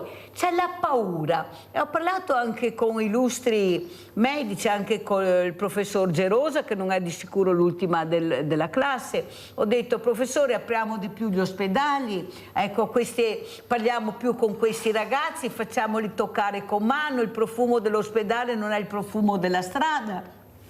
È un altro odore che senti, tocchi con mano, e lui mi ha detto che ho ragione, Flavia. E mi ha detto, Mirella, se qualcuno le dice facciamo già, lei risponda che l'ho detto io, che forse non facciamo abbastanza. Flavia Petrin, come commentiamo? Allora, sicuramente non facciamo abbastanza, e su questo posso darti ragione, perché sicuramente una cosa migliore di quella che stiamo facendo è sempre possibile, perché non c'è mai un traguardo raggiunto, ma sempre un nuovo obiettivo che ci poniamo, che deve sempre essere superato. Allora io devo dirti, Mirella, che è vero, i giovani che vanno a fare la carta d'identità, purtroppo qualche no in più sicuramente c'è. Però sicuramente è solo perché questi ragazzi non hanno avuto la fortuna di incontrare Aido, per cui di essere opportunamente informati. Perché nel momento stesso che tu gli spieghi qual è la mission di Aido e che cosa si può fare, perché voglio dire, la nostra donazione tra l'altro è dopo la morte, quando a noi quegli organi non servono più, per cui ti dico, il ragazzo è anche quello che è capace di dirti, beh guarda, piuttosto che vadano cremati o che vadano sotterrati è meglio donarli. Per cui i giovani sono molto pratici da questo punto di vista. Ecco, in Aido noi assistiamo che oltre il 50% dei nostri nuovi soci sono giovani under 35. Certo, sono i giovani che abbiamo incontrato, come diceva la rappresentante dell'AIL. Perché? Perché non sono argomenti facili, devono essere argomenti che vanno spiegati, eccetera. E noi, Mirella, cerchiamo di non andare nelle classi a fare la lezioncina, perché non è quello che ci interessa. Noi andiamo in classe e chiediamo ai ragazzi che cosa vorrebbero sapere da noi, per cui cerchiamo di coinvolgerli, e poi gli chiediamo anche, guarda, noi avremo voglia che voi ci date una mano. Perché? Perché se sono i giovani a parlare ai loro coetanei, sicuramente il risultato potrebbe essere solo che migliore. Perché? Perché loro sono capaci di utilizzare un linguaggio magari anche a volte colorito, a volte così dissacrante, che voglio dire, noi, la generazione della mia età, quando si pone con i ragazzi invece, diciamo, fa sicuramente magari un discorso più serio, perché noi, voglio dire, la nostra generazione è abituata così. Ecco, non siamo capaci di utilizzare il linguaggio dei giovani. E qui in Veneto, voglio dire, c'è una bella esperienza, che sono circa 25 ragazzi che sono stati così introdotti in un percorso che sono proprio gli ambasciatori del dono, per cui dei ragazzi che verranno preparati proprio per parlare ai giovani. Non è facile, Mirella, perché la mia età, voglio dire, tu vivevi, avevi la compagnia nel paese dove vivevi, il lavoro ce l'avevi vicino a casa, ti sposavi nel territorio, per cui tutto quanto, tutta la nostra vita, voglio dire, era abbastanza localizzata. Oggi i ragazzi invece, solo il fatto di andare alla scuola superiore o meglio ancora all'università, già sono ragazzi che magari escono dal loro territorio. Per cui sai, è difficile. Però voglio dire, giovani che si accostano all'associazione ce ne sono. Adesso noi faremo anche un progetto sul servizio civile, proprio per avvicinare questi giovani, e devo dirti che quando tu trovi dei giovani disponibili, guarda che sono delle persone veramente eccezionali. Possiamo fare di più, certo. L'unica cosa è che Aido non ha un contatto continuativo. Faccio l'esempio: il donatore di sangue è un donatore che periodicamente fa la sua donazione, per cui è una persona che in maniera tangibile fa qualche cosa, e questo in qualche maniera lo rende attivo nella sua scelta. In Aido questo non c'è. Noi, voglio dire, facciamo solo attività di sensibilizzazione, e il più delle volte quando la facciamo di sera, la facciamo di sabato, la facciamo di domenica, dove i nostri giovani, e dico giustamente, hanno anche voglia di svagarsi, di restare con gli amici. Ecco, questo diciamo sicuramente è un vincolo, però ecco, noi diciamo i giovani che si avvicinano magari li introduciamo nell'aiuto, nell'informazione nei mondi social. I giovani sono sicuramente molto bravi in questo. Molto chiara, noi dobbiamo cercare. Devo correre perché sennò non ce la faccio, devo andare anche dalla professoressa Scalia, perché quello che ha detto la Presidente Petri è molto importante. C'è qualcosa che non unisce, questi ragazzi sono curiosi, e dove noi possiamo incontrarli? Nella scuola, ma forse c'è troppa didattica, professoressa, loro vorrebbero anche qualcos'altro, e forse anche nel dopo scuola si potrebbe fare molto di più, vedere chi è più interessato a qualcosa, chi ha voglia di provare qualcosa. Io, professoressa Scalia, non so da lei, ma nel mio territorio ho visitato diverse scuole, i laboratori sono diventati magazzini, adesso si inizia qualcosina, qualche passetto in più, e poi sento questi ragazzi, sono curiosi, sono più avanti di quello che pensiamo, e forse è questo quello che impedisce loro anche nel mondo di volontariato. Non li abbiamo intrigati abbastanza, a parte giustamente qualche realtà, come dice anche la Presidente Petrin, però io qua tutte le mattine ho le associazioni e tutte quante sono alla camera a gas, non c'è niente da fare, non li abbiamo sti giovani. Cosa potrebbe fare la scuola in futuro? Perché siete voi che li avete, i numeri li avete voi, ecco, noi non abbiamo questi numeri. Come farli avvicinare al mondo del volontariato? Eppure questi ragazzi hanno una sensibilità che va oltre, guardiamo nell'ambiente, nel green, chi è che protesta? Sono loro che protestano anche per i diversamente giovani, magari quei diversamente giovani che li criticano senza sapere veramente cosa stanno facendo e il perché, che futuro avranno nelle loro mani questi giovani con queste guerre, con queste armi nucleari, queste bombe, perché è facile criticare, ma noi abbiamo avuto un'infanzia bellissima, abbiamo visto le farfalle che erano grandi così di tutti i colori, questi non vedranno più niente se continua così. Professoressa, cosa possiamo fare per intrigarli anche col mondo del volontariato? E il Sud come va? Prego, professoressa Scalia. Allora, io ricordo che qualche anno fa ho avuto la fortuna, il piacere di coinvolgere una classe in un incontro con una ragazza, allora ragazza, oggi donna, insomma, Giorgia Benusiglio, che aveva subito un trapianto di fegato.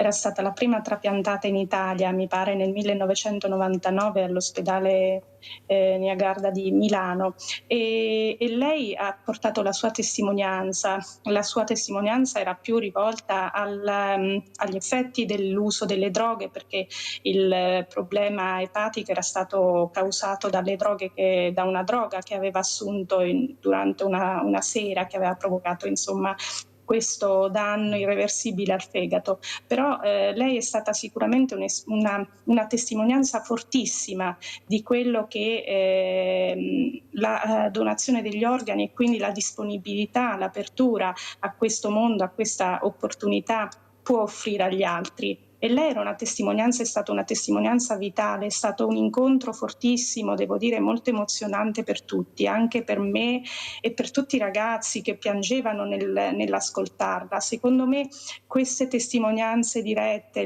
le dirette testimonianze di chi ha vissuto questo, ha avuto l'opportunità di avere un'altra chance nella propria vita grazie alla donazione di organi di chi generosamente si è e ha dato disponibilità per ecco, ha dichiarato, no, la propria disponibilità, si è espressa a favore di questa opportunità. Io credo che questo possa essere molto toccante, emozionante e molto coinvolgente per i ragazzi. Credo che questo, al di là di tante parole, ma l'esperienza diretta tocca i ragazzi in maniera così profonda, immediata. Parlare alle emozioni dei ragazzi, coinvolgere emotivamente i ragazzi, secondo me è la cosa più bella e più poi sicuramente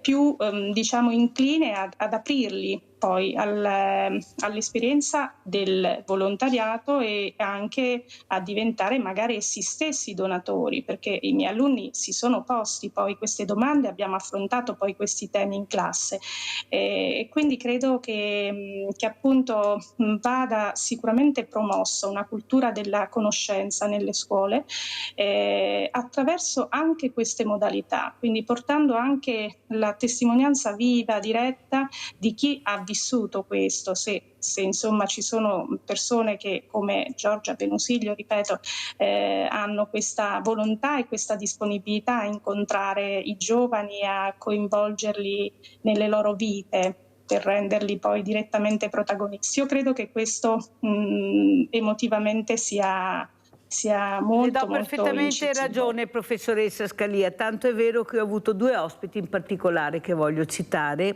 Un ragazzo purtroppo affetto da leucemia che ha chiesto in diretta: quando sono all'ospedale venite a trovarmi, io ho bisogno di vedere i miei coetanei, io ho bisogno di stringere la mano a loro, di parlare con loro. L'ha detto in diretta, professoressa, venite a trovarmi quando sono ricoverato, quando siamo ricoverati, cercate di capire che noi abbiamo bisogno di voi. È stato un momento molto toccante, professoressa, sentire questo ragazzo cosa ha chiesto. E un altro episodio molto toccante è stato quando questa Claudia, questa donna che soffre di questa terribile patologia di alopecia dalla nascita, perciò completamente calva, è arrivata con la parrucca, nessuno si era accorta di niente, erano ospiti anche i ragazzi, a un certo momento ha preso la parrucca e se l'è tolta ed è rimasta completamente calva.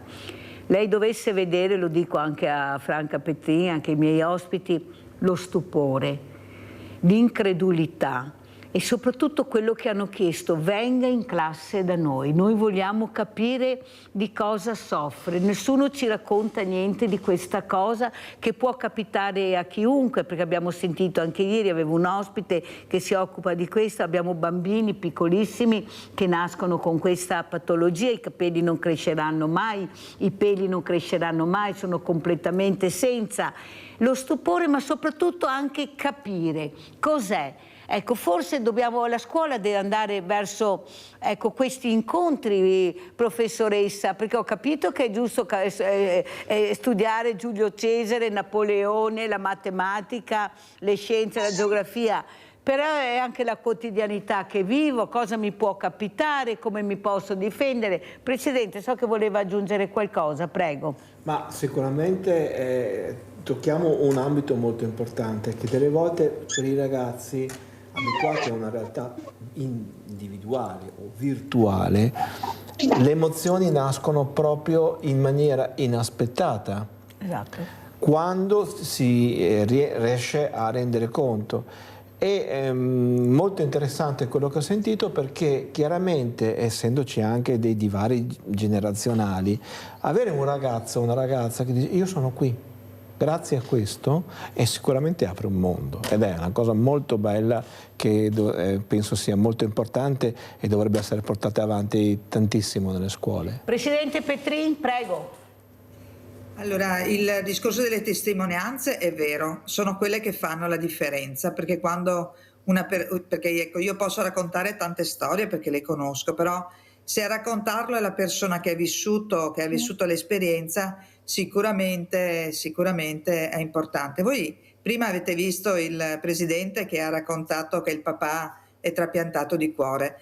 Nel momento che l'ha raccontato, i suoi occhi si sono illuminati, no? Perché comunque è un'esperienza che ha fatto del bene.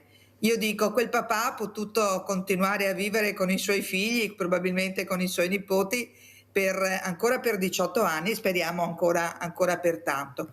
Per cui ecco, queste esperienze sono quelle che fanno la differenza. E quando noi andiamo nelle scuole, specialmente nelle scuole superiori, quando i ragazzi si trovano a dover fare la propria scelta al compimento del 18° anno di età, questo è importante. Poi ecco, se la testimonianza la fa un giovane della loro età, anche questo fa la differenza, perché i ragazzi devono capire che la malattia non ha età. La malattia purtroppo a volte, anche se io faccio un corretto stile di vita, se sto attenta eccetera, purtroppo mi può capitare. E i ragazzi devono capire questo, perché se noi gli facciamo capire che comunque un corretto stile di vita a volte può evitare una malattia o comunque può rallentare lo sviluppo della malattia, anche questo è importante, perché loro sono nell'età, si dice della maturità, nell'età in cui loro cominceranno a fare le loro scelte in maniera autonoma, e dare delle informazioni anche sulla modalità in cui noi ogni giorno dobbiamo comportarci, per cui voglio dire, prima si parlava Benusilio, che è vero, lei ha avuto la malaugurata voglio dire, sfortuna che con una singola pastiglia ha avuto un problema eccezionale. Ma è questo che dobbiamo dire ai giovani, non è che la droga faccia male a grandi quantità, noi dobbiamo cercare di spiegare proprio cosa bisogna fare per mantenerci in salute, perché è vero che la salute è un diritto, ma noi abbiamo anche il dovere di mantenerci in salute, e queste cose non sono cose che si dicono, voglio dire, a colazione o a pranzo in famiglia, sono cose che purtroppo non si raccontano in maniera, per cui ecco, anche far vedere le testimonianze, far loro cercare di capire cos'è importante da seguire per stare bene, fa la differenza. Allora andiamo a vedere questa intervista sempre a Villaggio delle Associazioni, 11° passo, devo correre purtroppo perché il tempo è tiranno, andiamo a vedere questa intervista e poi commentiamo. 11° passo.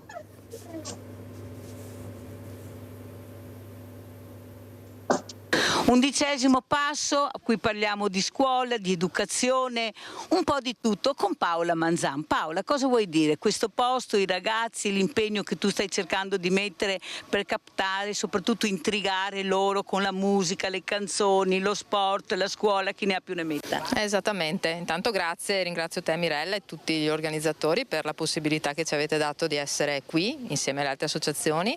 Noi siamo appunto un'associazione culturale che dà supporto alle famiglie che hanno deciso di intraprendere, diciamo, la strada dell'istruzione parentale, che è un diritto che hanno tutte le famiglie. Siamo noi genitori obbligati a istruire i nostri figli, ma la modalità la possiamo scegliere. Noi appunto aiutiamo queste famiglie che hanno scelto di stare fuori dalla scuola pubblica, passami il termine, fuori, e di prendere un'altra strada.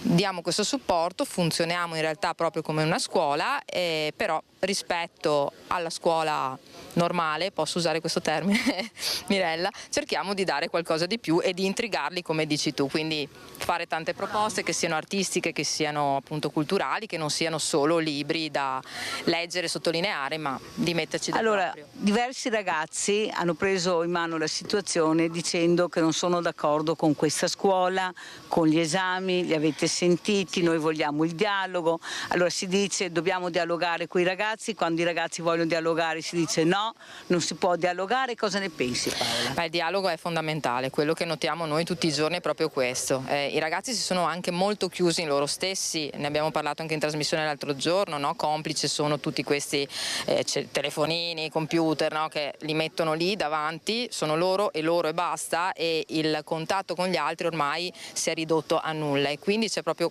questa necessità di tirar fuori quello che i ragazzi sono e quello che i ragazzi hanno detto in questi giorni, proprio scegliendo di non fare l'orale, hanno scelto proprio forse di dimostrare che invece c'è bisogno di qualcos'altro in questa scuola, che purtroppo per adesso manca.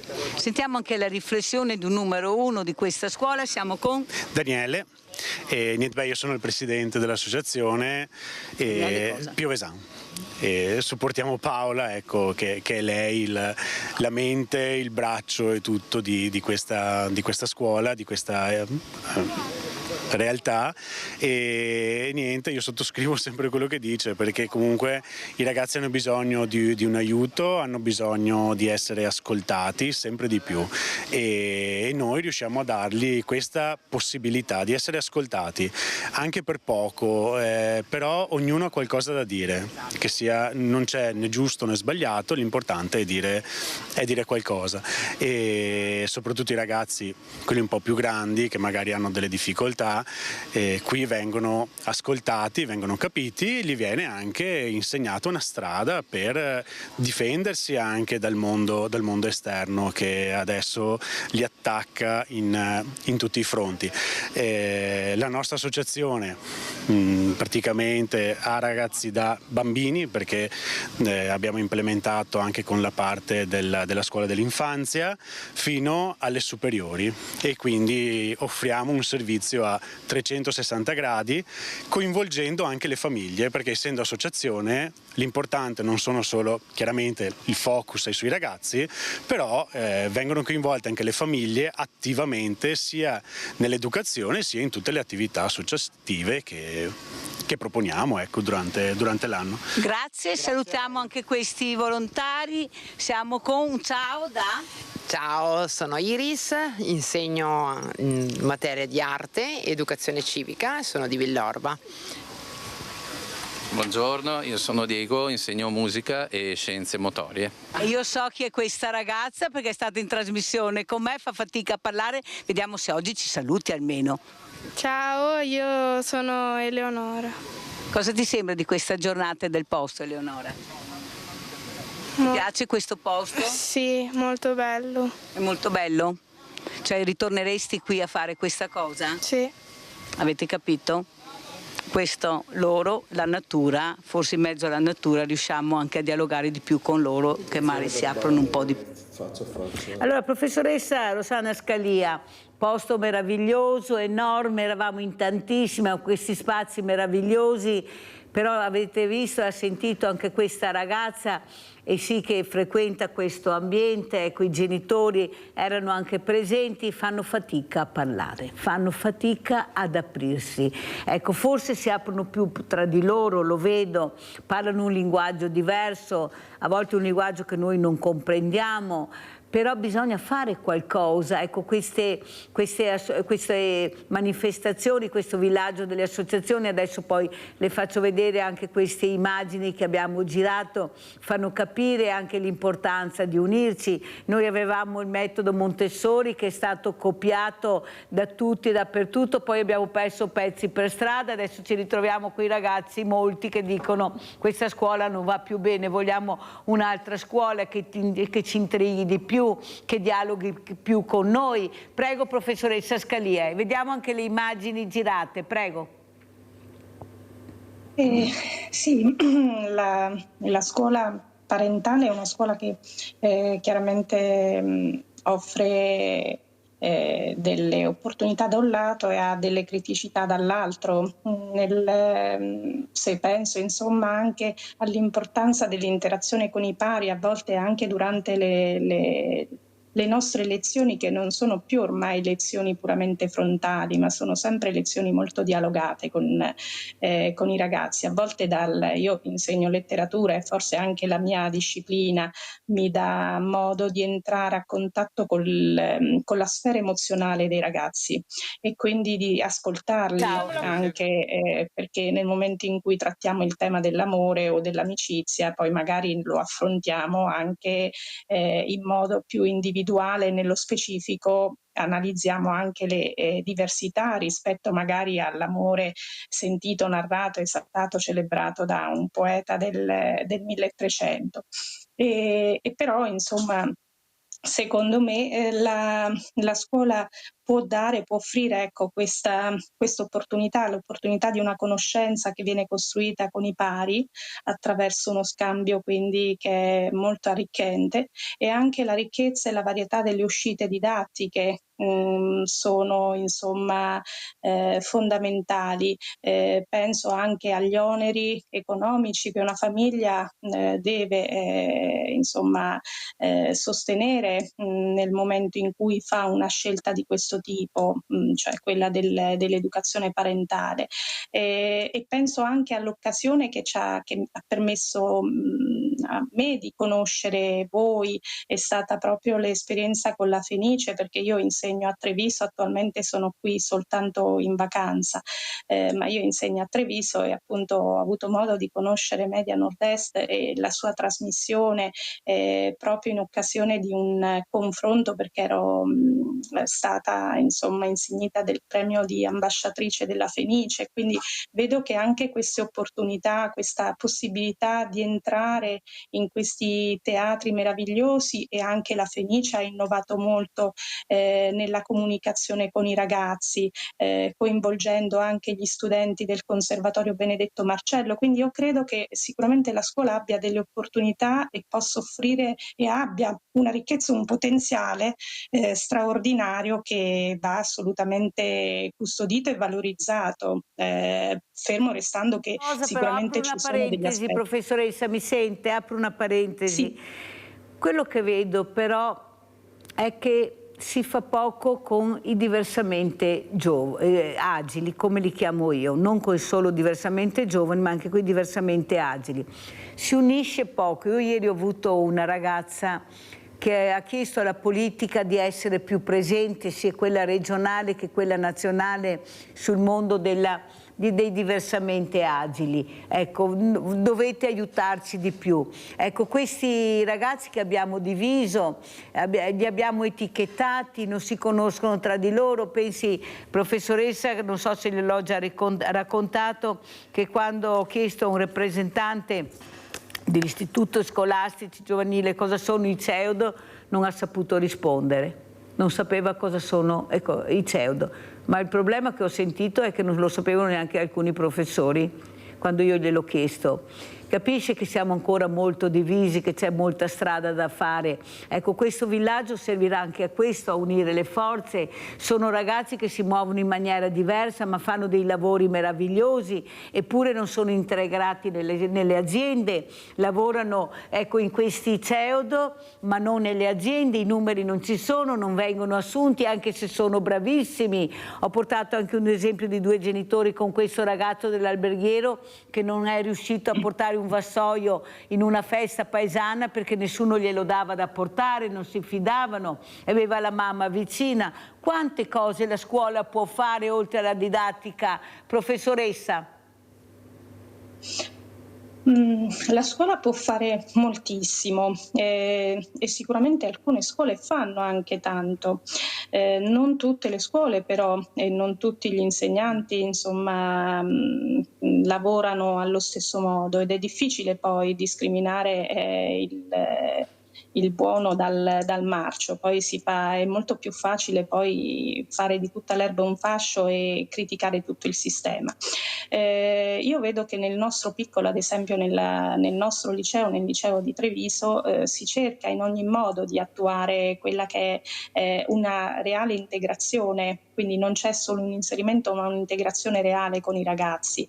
Anche quando ho organizzato le uscite a Venezia, io avevo in una classe una ragazzina in carrozzina, e anche lì insomma gli ostacoli sono stati numerosi. La famiglia inizialmente era molto titubante sulla mia ostinazione, la mia caparbietà e la mia determinazione nel portarla e nel coinvolgerli in questa esperienza alla Fenice, e però poi alla fine ci sono riuscita. È stato estremamente impegnativo, ma alla fine ci sono riuscita e ho pure replicato, e la ragazza è stata felicissima, insomma. Quindi credo che si debba essere determinati e tenaci nel perseguire i propri progetti e nel cercare di realizzarli. Le cose si possono realizzare, certo secondo me è più difficile dopo, una volta usciti dalla scuola. Una scuola è un ambiente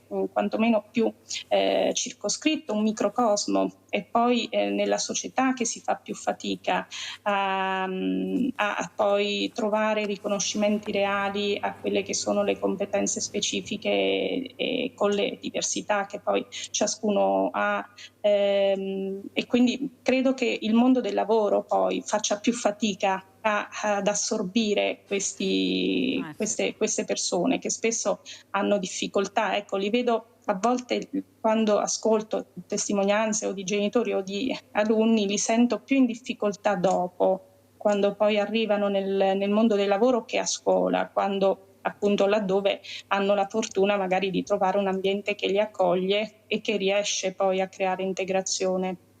La ringrazio veramente, grazie alla professoressa Rosanna Scalia di essere stata con noi. Abbiamo sentito le riflessioni di una addetta ai lavori, sa cosa parliamo, di una cosa delicatissima, le fragilità, e sono i nostri giovani e i nostri diversamente giovani. Veramente grazie professoressa e buone vacanze, perché penso proprio che se le meriti. Grazie, io la ringrazio, ringrazio lei e tutta la redazione e gli ospiti. Grazie professoressa. Grazie a voi, grazie, buonasera, buongiorno. Allora sentiamo come ci saluta Flavia Petrin.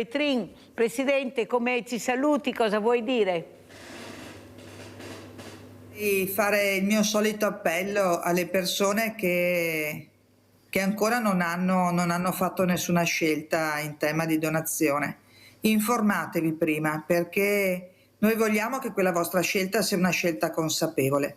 Noi vogliamo che possiate scegliere in vita, perché è giusto che ognuno di noi scelga per se stesso che cosa vuole fare dei suoi organi dopo la nostra morte, anche perché così evitiamo di lasciare questo onere ai familiari nel momento stesso che una persona viene a mancare, nel momento più sbagliato. Per cui ecco, un appello è: facciamolo in vita, facciamolo in modo consapevole. Aido a vostra disposizione sia per darvi tutte le informazioni necessarie, sia per raccogliere il vostro sì, se lo volete fare con Aido. Grazie alla Presidente Flavia Petrin, Presidente nazionale Aido, di essere stata con noi, veramente grazie Flavia. E adesso sentiamo come ci salutano, però prima andiamo a vedere gli ultimi 2 video che ci ha portato questo club Frecce Tricolori e poi ci salutiamo. Andiamo a vedere i video.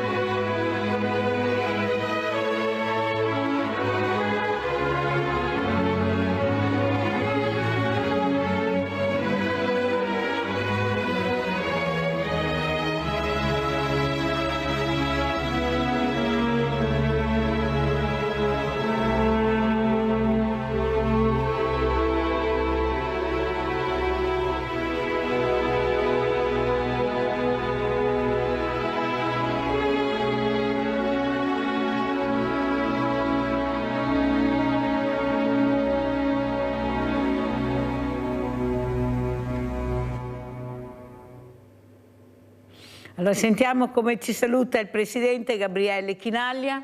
Allora, grazie innanzitutto ai telespettatori, grazie dell'invito graditissimo e magari ci torneremo anche in un'altra occasione. Magari, se posso, ringrazio anche tutto il nostro direttivo, perché comunque è un'associazione che va avanti proprio per il lavoro del direttivo, e lanciamo un appuntamento per tutti, il 65esimo anniversario delle Frecce Tricolori. Ci sarà una grande manifestazione aperta a tutto il pubblico nelle giornate del 6 e 7 settembre, quindi venite a vedere e a prossimamente su questi schermi, e venite a vivere l'emozione delle Frecce Tricolori dal vivo. Sentiamo anche come ci saluta il vicepresidente del Club Frecce Tricolori, Davide Pizzo. Grazie mille, innanzitutto ringrazio te per questa opportunità di essere stati ospiti qui, ringrazio tutti i telespettatori che ci hanno seguito e stendo l'invito a venire a trovarci, a tutti non solo appassionati delle Frecce Tricolori, ma a tutti appassionati dell'aviazione in generale, perché è un ambiente che regala tante emozioni, giovani e anche diversamente giovani. Benissimo, grazie, pubblicità.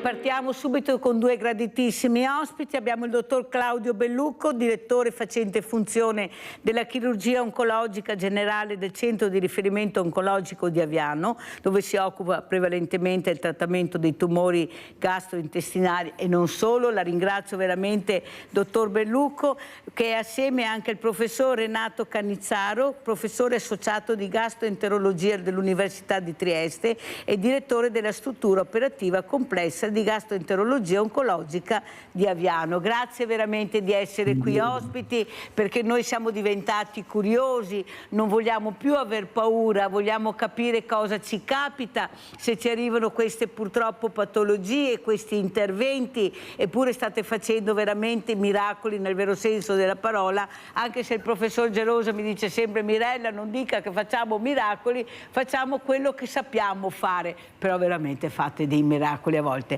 Allora inizierei proprio dal dottor Bellucco. Cosa ci racconta, dottor Bellucco? Ecco, questa sanità molte volte messa in discussione, ma con voi mai, perché io dico sempre che se non ci foste dovremmo inventarvi, ma soprattutto quello che mi preoccupa è il dopo, perché noi assistiamo a degli interventi meravigliosi con voi, però c'è il dopo, quando questo paziente viene portato a casa, chi lo accudisce, chi lo cura, perché là lo coccolate, anzi di più, sentiamo anche le telefonate, ma poi manca il dopo. Io ho i medici di medicina generale che sono preoccupati perché non hanno riferimento. Ho avuto il dottor Gorini che ha detto: adesso chiamo il primario e glielo rimando là perché io non so più come fare dopo un intervento importante. Come vedete la situazione? Iniziamo dal dottor Bellucco. Prego, dottor Bellucco.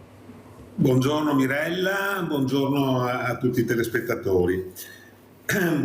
Allora, prima di rispondere a questa domanda, che sicuramente è una cosa che interessa a tutti, è una cosa molto molto attuale, volevo iniziare con una storia, raccontando una storia. 2 anni fa mi chiama un mio carissimo, uno dei miei migliori amici, che ha 45 anni in quel momento, e mi dice: Claudio, guarda che mi sono accorto andando in bagno che ho delle perdite di sangue rosso vivo, così. Allora, e dice: sono andato dal medico di base, il medico dice: no, ma guarda, avrai delle emorroidi, vedrai che la cosa passa, e così. Mi viene in mente che il mio collega, il professor Cannizzaro, qui, il direttore della gastroenterologia qui del CRO di Aviano, era appena rientrato da Milano da un congresso internazionale nel quale si era parlato proprio di un fenomeno che sta emergendo negli Stati Uniti e comincia ad emergere anche in Europa, quello che viene chiamato Early Onset Colorectal Cancer, cioè l'insorgenza di tumori del colon retto in soggetti giovani, cioè in soggetti che hanno meno di 50 anni. Perché questa è una cosa importante e grave? È una cosa importante e grave perché i programmi di screening, cioè quelli che servono per intercettare i tumori precocemente, iniziano dai 50 anni. Quindi questo mio amico era ovviamente rimasto fuori da questo tipo di programmi di screening. Ora, quindi mi viene in mente, mi consulto con il professor Renato Canizzaro e gli dice no, fallo venire qui perché gli facciamo una colonoscopia. Facciamo una colonoscopia e viene diagnosticato purtroppo un tumore del retto. Allora poi entra in tutto un programma di diciamo, discussione a livello di meeting multidisciplinare, di stadiazione della malattia. Facciamo un trattamento mirato e personalizzato di radiochemioterapia e succede proprio quello che Mirella diceva prima, cioè il miracolo, nel senso che il tumore scompare completamente. Questa cosa per noi non è un miracolo, lo è sembrato al mio amico, ma non è un miracolo perché noi, per esempio, per i tumori del retto, nel 25% dei casi, più di un quarto dei casi, riusciamo a farli scomparire semplicemente con i trattamenti radiochemioterapici o attualmente dei trattamenti ancora più efficaci e in questo modo siamo riusciti ad evitare l'intervento chirurgico che molto spesso, anche se riusciamo ad attuare sempre con tecniche meno invasive e così, che comunque ha delle, diciamo, effetti poi anche sulla qualità di vita. Così. Chiaramente questo mio amico è entrato in un programma di follow up, però sono passati già 2 anni e non è ritornata fuori la malattia. Questo era solo per raccontarvi una storia, per dirvi qual è tutto l'iter che viene fatto, che noi facciamo qui al Crò di Aviano, che va proprio dalla prevenzione alla cura anche della malattia più avanzata. Quindi io volevo dire soltanto 2 parole, secondo me, che possono interessare molto i telespettatori. Perché? Perché i tumori del colon retto sono un problema sanitario molto importante per la loro incidenza, perché pensate che sono il secondo tipo di tumore più frequente nell'uomo e nella donna e anche la seconda causa di morte dopo il tumore del polmone. Pensate che ogni anno in Italia vengono diagnosticati circa 50.000 nuovi casi di tumore del colon retto e 24.000 persone purtroppo muoiono per questa malattia, o perché in uno stadio probabilmente troppo avanzato o per l'aggressività stessa di questa malattia. Vede, professor Bellucco, aggiungo questo, mi sente professore, e apro una parentesi. Io ho chiuso con questa il dopo. Il problema è che non c'è né il prima né il dopo, perché non c'è prevenzione. Specialmente la figura maschile ha molta paura di andare dal medico, di fare prevenzione, ecco, non riesce a capire l'importanza della prevenzione. Molte volte sono proprio le mogli, le fidanzate che sollecitano, noi ci mettiamo di più la faccia, abbiamo più coraggio, non c'è niente da fare, i numeri sono numeri. Ecco, il problema è che anche se manca questa prevenzione fatta anche dal medico di famiglia, in ospedale non arrivo, l'ha detto lei, è stato chiarissimo, dottor Bellucco, più chiaro di così. E perché questo? Perché stiamo correndo troppo, stiamo correndo proprio con delle fragilità, con delle patologie molto aggressive. Noi vediamo sempre più giovani, sia maschi che femmine, che si ammalano in giovane età di tumori alla mammella, al collum, ecco, e chiederei proprio al professor Canizzaro, professore, forse, ecco, l'altro giorno parlavo anche con altri ospiti, questa pillola del giorno dopo che fa insorgere invece i tumori alla mammella e queste ragazze che dicono ma non ce l'ha detto nessuno, non lo sapevamo. Cos'è la prevenzione? Prima di arrivare da voi si deve pur fare prevenzione. E chi me la fa?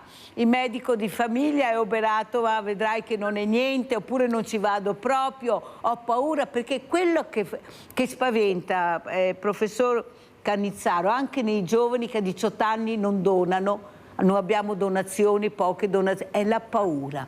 Ma perché non sanno?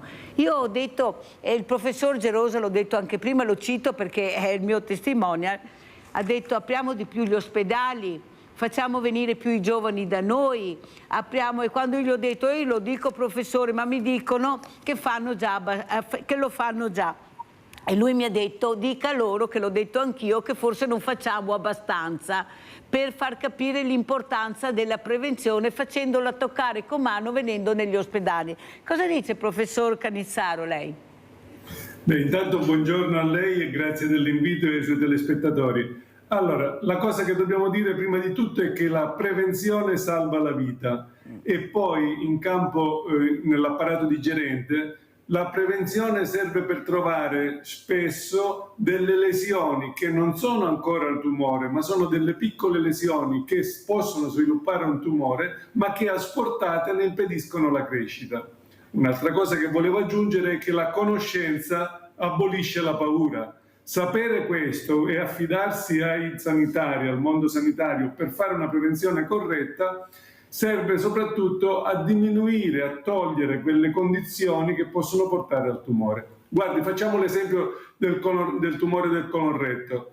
Intanto si può fare una prevenzione che noi chiamiamo primaria, cioè una prevenzione fatta cambiando abitudini voluttuarie e agendo quindi sugli stili di vita e sulla nutrizione. L'eccesso di peso è importante da diminuire, è una delle cause più importanti. La poca attività fisica è importante anche la familiarità. Pensi che se noi togliamo e diminuiamo tutti questi fattori sia voluttuari che di nutrizione, abbattiamo il numero di nuovi casi di cancro del colon retto fino al 60%. L'altro tipo di prevenzione che possiamo fare si chiama prevenzione secondaria, cioè togliere quelle lesioni che portano al tumore oppure trovare i tumori piccoli ancora trattabili completamente, radicalmente con la chirurgia. E questo è lo screening. In Italia abbiamo 3 tipi di screening su tumori molto frequenti. Lo screening sul tumore del collo dell'utero, lo screening sulla mammella e lo screening sul cancro del colon retto.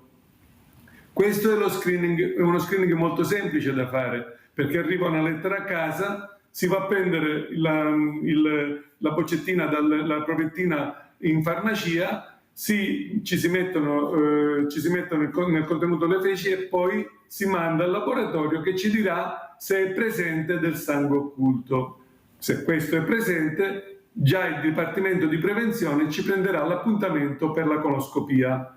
E quindi diciamo che è un percorso, c'è dietro un grande lavoro di organizzazione, ma il percorso è lineare, semplice da fare. Certo, ha ragione lei, qualcuno se lo dimentica, qualcuno butta via la lettera, anzi diciamo che non sono pochi perché sono circa il 35% delle persone che partecipano.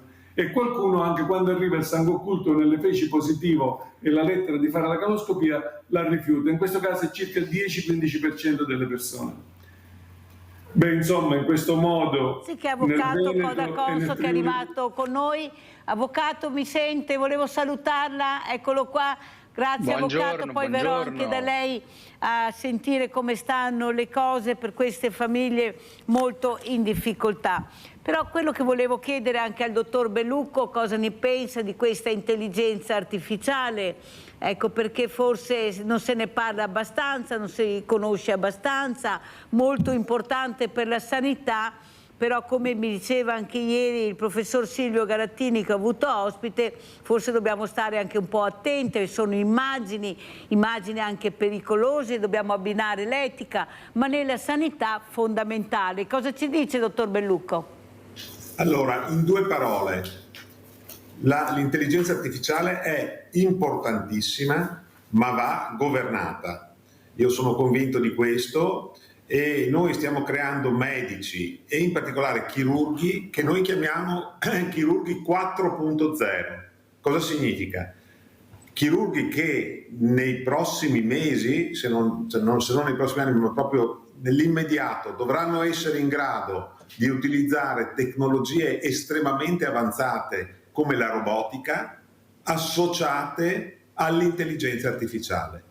Voi pensate che già adesso ci sono dei modelli sperimentali nei quali mentre il chirurgo sta facendo l'intervento, ormai sono quasi tutti laparoscopici o comunque robotici, sullo schermo dove noi operiamo, nella console dove operiamo, comparirà, e questa cosa è già reale ma non ancora diffusa nella pratica clinica, compariranno delle indicazioni dove noi possiamo andare in maniera sicura e dove invece c'è il pericolo. Quindi chirurgia sempre più sicura, oltre che mini-invasiva.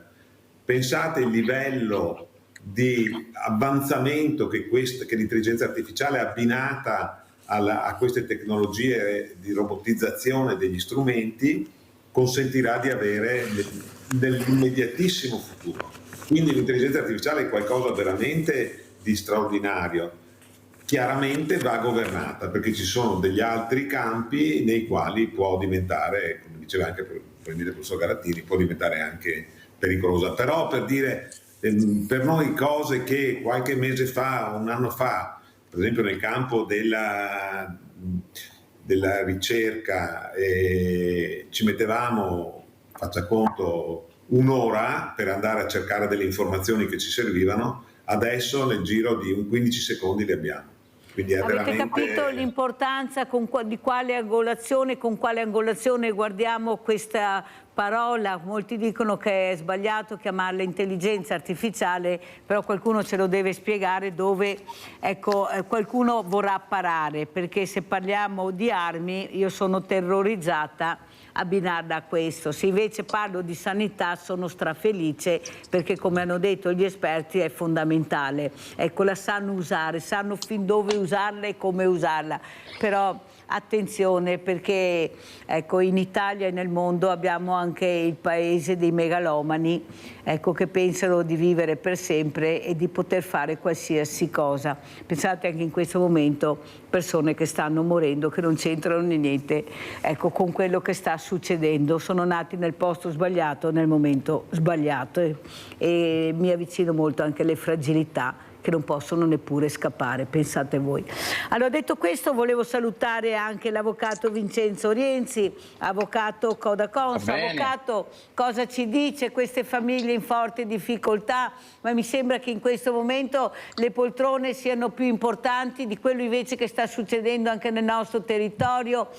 Queste persone, io ho un banco solidale, perciò anche ieri ho visto delle cose incredibili, questi specialmente diversamente giovani che non riescono più a curarsi, non riescono più a fare la spesa, nonostante persone e famiglie che lavorino in tutti e due non arrivano a fine mese, ragazzi che crescono, ma si rendono conto che così non si può andare avanti con questi stipendi, con queste pensioni, che riguardano anche la sanità, oppure si sono dimenticati completamente di quello che è il popolo italiano? Prego, avvocato. La cosa peggiore di tutto questo è che siamo quasi entrati in una sorta, diciamo, di nuova normalità. Non so se mi sentite. Sì, bene. Siamo entrati in una sorta di normalità, cioè è normale oggi non avere i soldi per fare la spesa, è normale oggi non riuscire a curarsi nel pubblico perché le liste d'attesa sono troppo lunghe, è normale vivere il disagio giornaliero di tutti quelli che sono i problemi burocratici che sono legati magari al comune, alla città in cui viviamo. Cioè è diventata una sorta di nuova normalità che però poi, se andiamo ad analizzare pezzo per pezzo questi profili di nuova normalità, ci rendiamo conto che non è normale non avere i soldi per andare a comprare le zucchine al mercato, non è normale non avere i soldi per potersi permettere qualche giorno di vacanza d'estate, non è normale spendere 200 euro per andare a fare una giornata al mare. Cioè, vedete, si è innescato ormai questo meccanismo in cui chi ci governa, e per carità, io non sono un politico e mi vanto, mi piace potermi vantare del fatto di non essere da nessuna delle due parti, tre, insomma, se vogliamo mettere qui il centro, se questo centro esiste, però mi rendo conto che per affiatarsi, come lei correttamente diceva poc'anzi, a far cercare di quadrare le cose, di far vedere che va tutto bene, si sta poi di fatto però tralasciando quella che è questa nuova realtà alla quale sembra che noi dobbiamo per forza abituarci perché non c'è altra soluzione, ma non è così.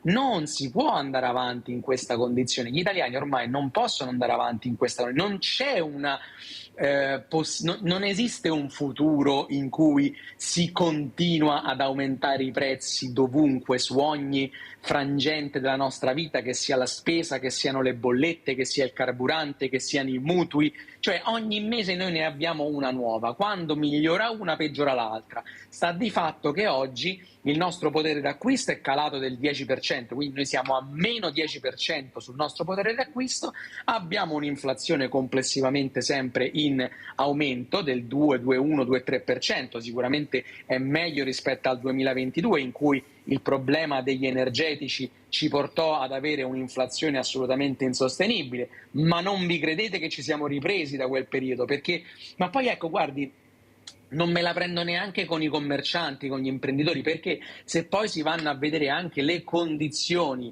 dei contratti a tempo indeterminato, le tasse che si pagano, quanto si pagano i prodotti all'ingrosso, ci si rende conto che poi alla fine sì, esiste sicuramente chi specula, perché ha necessità o volontà di guadagnare tanto nel breve periodo, ma esiste anche chi è onesto che si trova oggettivamente in difficoltà perché magari non può assumere perché quella persona in più gli costa troppo e non riesce a far quadrare il bilancio, ma magari non riesce neanche a portarsi a casa quel piccolo stipendio mensile che all'imprenditore serve per campare. Non è accettabile questa cosa. Nessuno al momento sembra occuparsi in maniera concreta e reale di questo reale problema. Purtroppo io faccio una predizione, spero di sbagliarmi, anzi sarò contento se mi sarò sbagliato, attenzione, cioè io gioirò del mio errore, ma io temo che questa cosa poi ci esploderà, tra virgolette, addosso quando meno ce lo aspettiamo, quando però poi sarà quasi irrecuperabile la situazione. Perché anche il fatto, adesso ci parlavamo della sanità, della necessità, diciamo, ecco, anche per i giovani di curarsi, di fare attenzione, di cominciare a controllarsi, diciamo, quando si compiono i 40 anni, se non mi sbaglio, almeno per gli uomini deve iniziare, diciamo, tutto un percorso di prevenzione importantissimo. Ma tanto poi alla fine io ho avuto anche, conosco persone che hanno avuto necessità di ricorrere a delle cure, non per carità urgentissime in quest'ultimo periodo, tutti vanno nel privato poi alla fine, perché nel pubblico dice vabbè senti devo fare questa visita di controllo, febbraio 2026, guarda, va bene che io non ho niente, però io al mio cuore ci tengo. Avvocato, guardi che avevano pianificato tutto da una vita, è una vita che ci dicono che dobbiamo fare la pensione integrativa perché la pensione non ci basterebbe più, non ci sarebbe bastato. Io la fa, guardi, io come avvocato, che avevano pianificato tutto, non è che siamo tutti che non abbiamo capito come pensano loro, però io vorrei chiedere al professor veramente Cannizzaro, che ringrazio, gli ho detto una parola che io purtroppo devo usare, l'obesità, questa obesità specialmente infantile che preoccupa. Io ho i pediatri che me lo dicono, Mireille parlane, perché siamo molto preoccupati, perché non c'è conoscenza, questi genitori che pensano di avere il ciccio bello e vedi che magari gli prendono 3 palline di gelato e mangia, però neanche lui lo chiede e loro capisce che non c'è l'informazione adeguata neppure nella scuola. Il bambino inizia a fare ginnastica alla quinta elementare. Professor Cannizzaro, ma di cosa stiamo parlando? Come facciamo a salvare queste creature che non possono difenderci quando diventeranno poi uomini, donne e siamo troppo avanti? La prevenzione va fatta molto prima. Io sto cercando di farla con voi, che siete degli esperti, degli addetti ai lavori, che sapete quello che dite e cosa dobbiamo, lo stile di vita.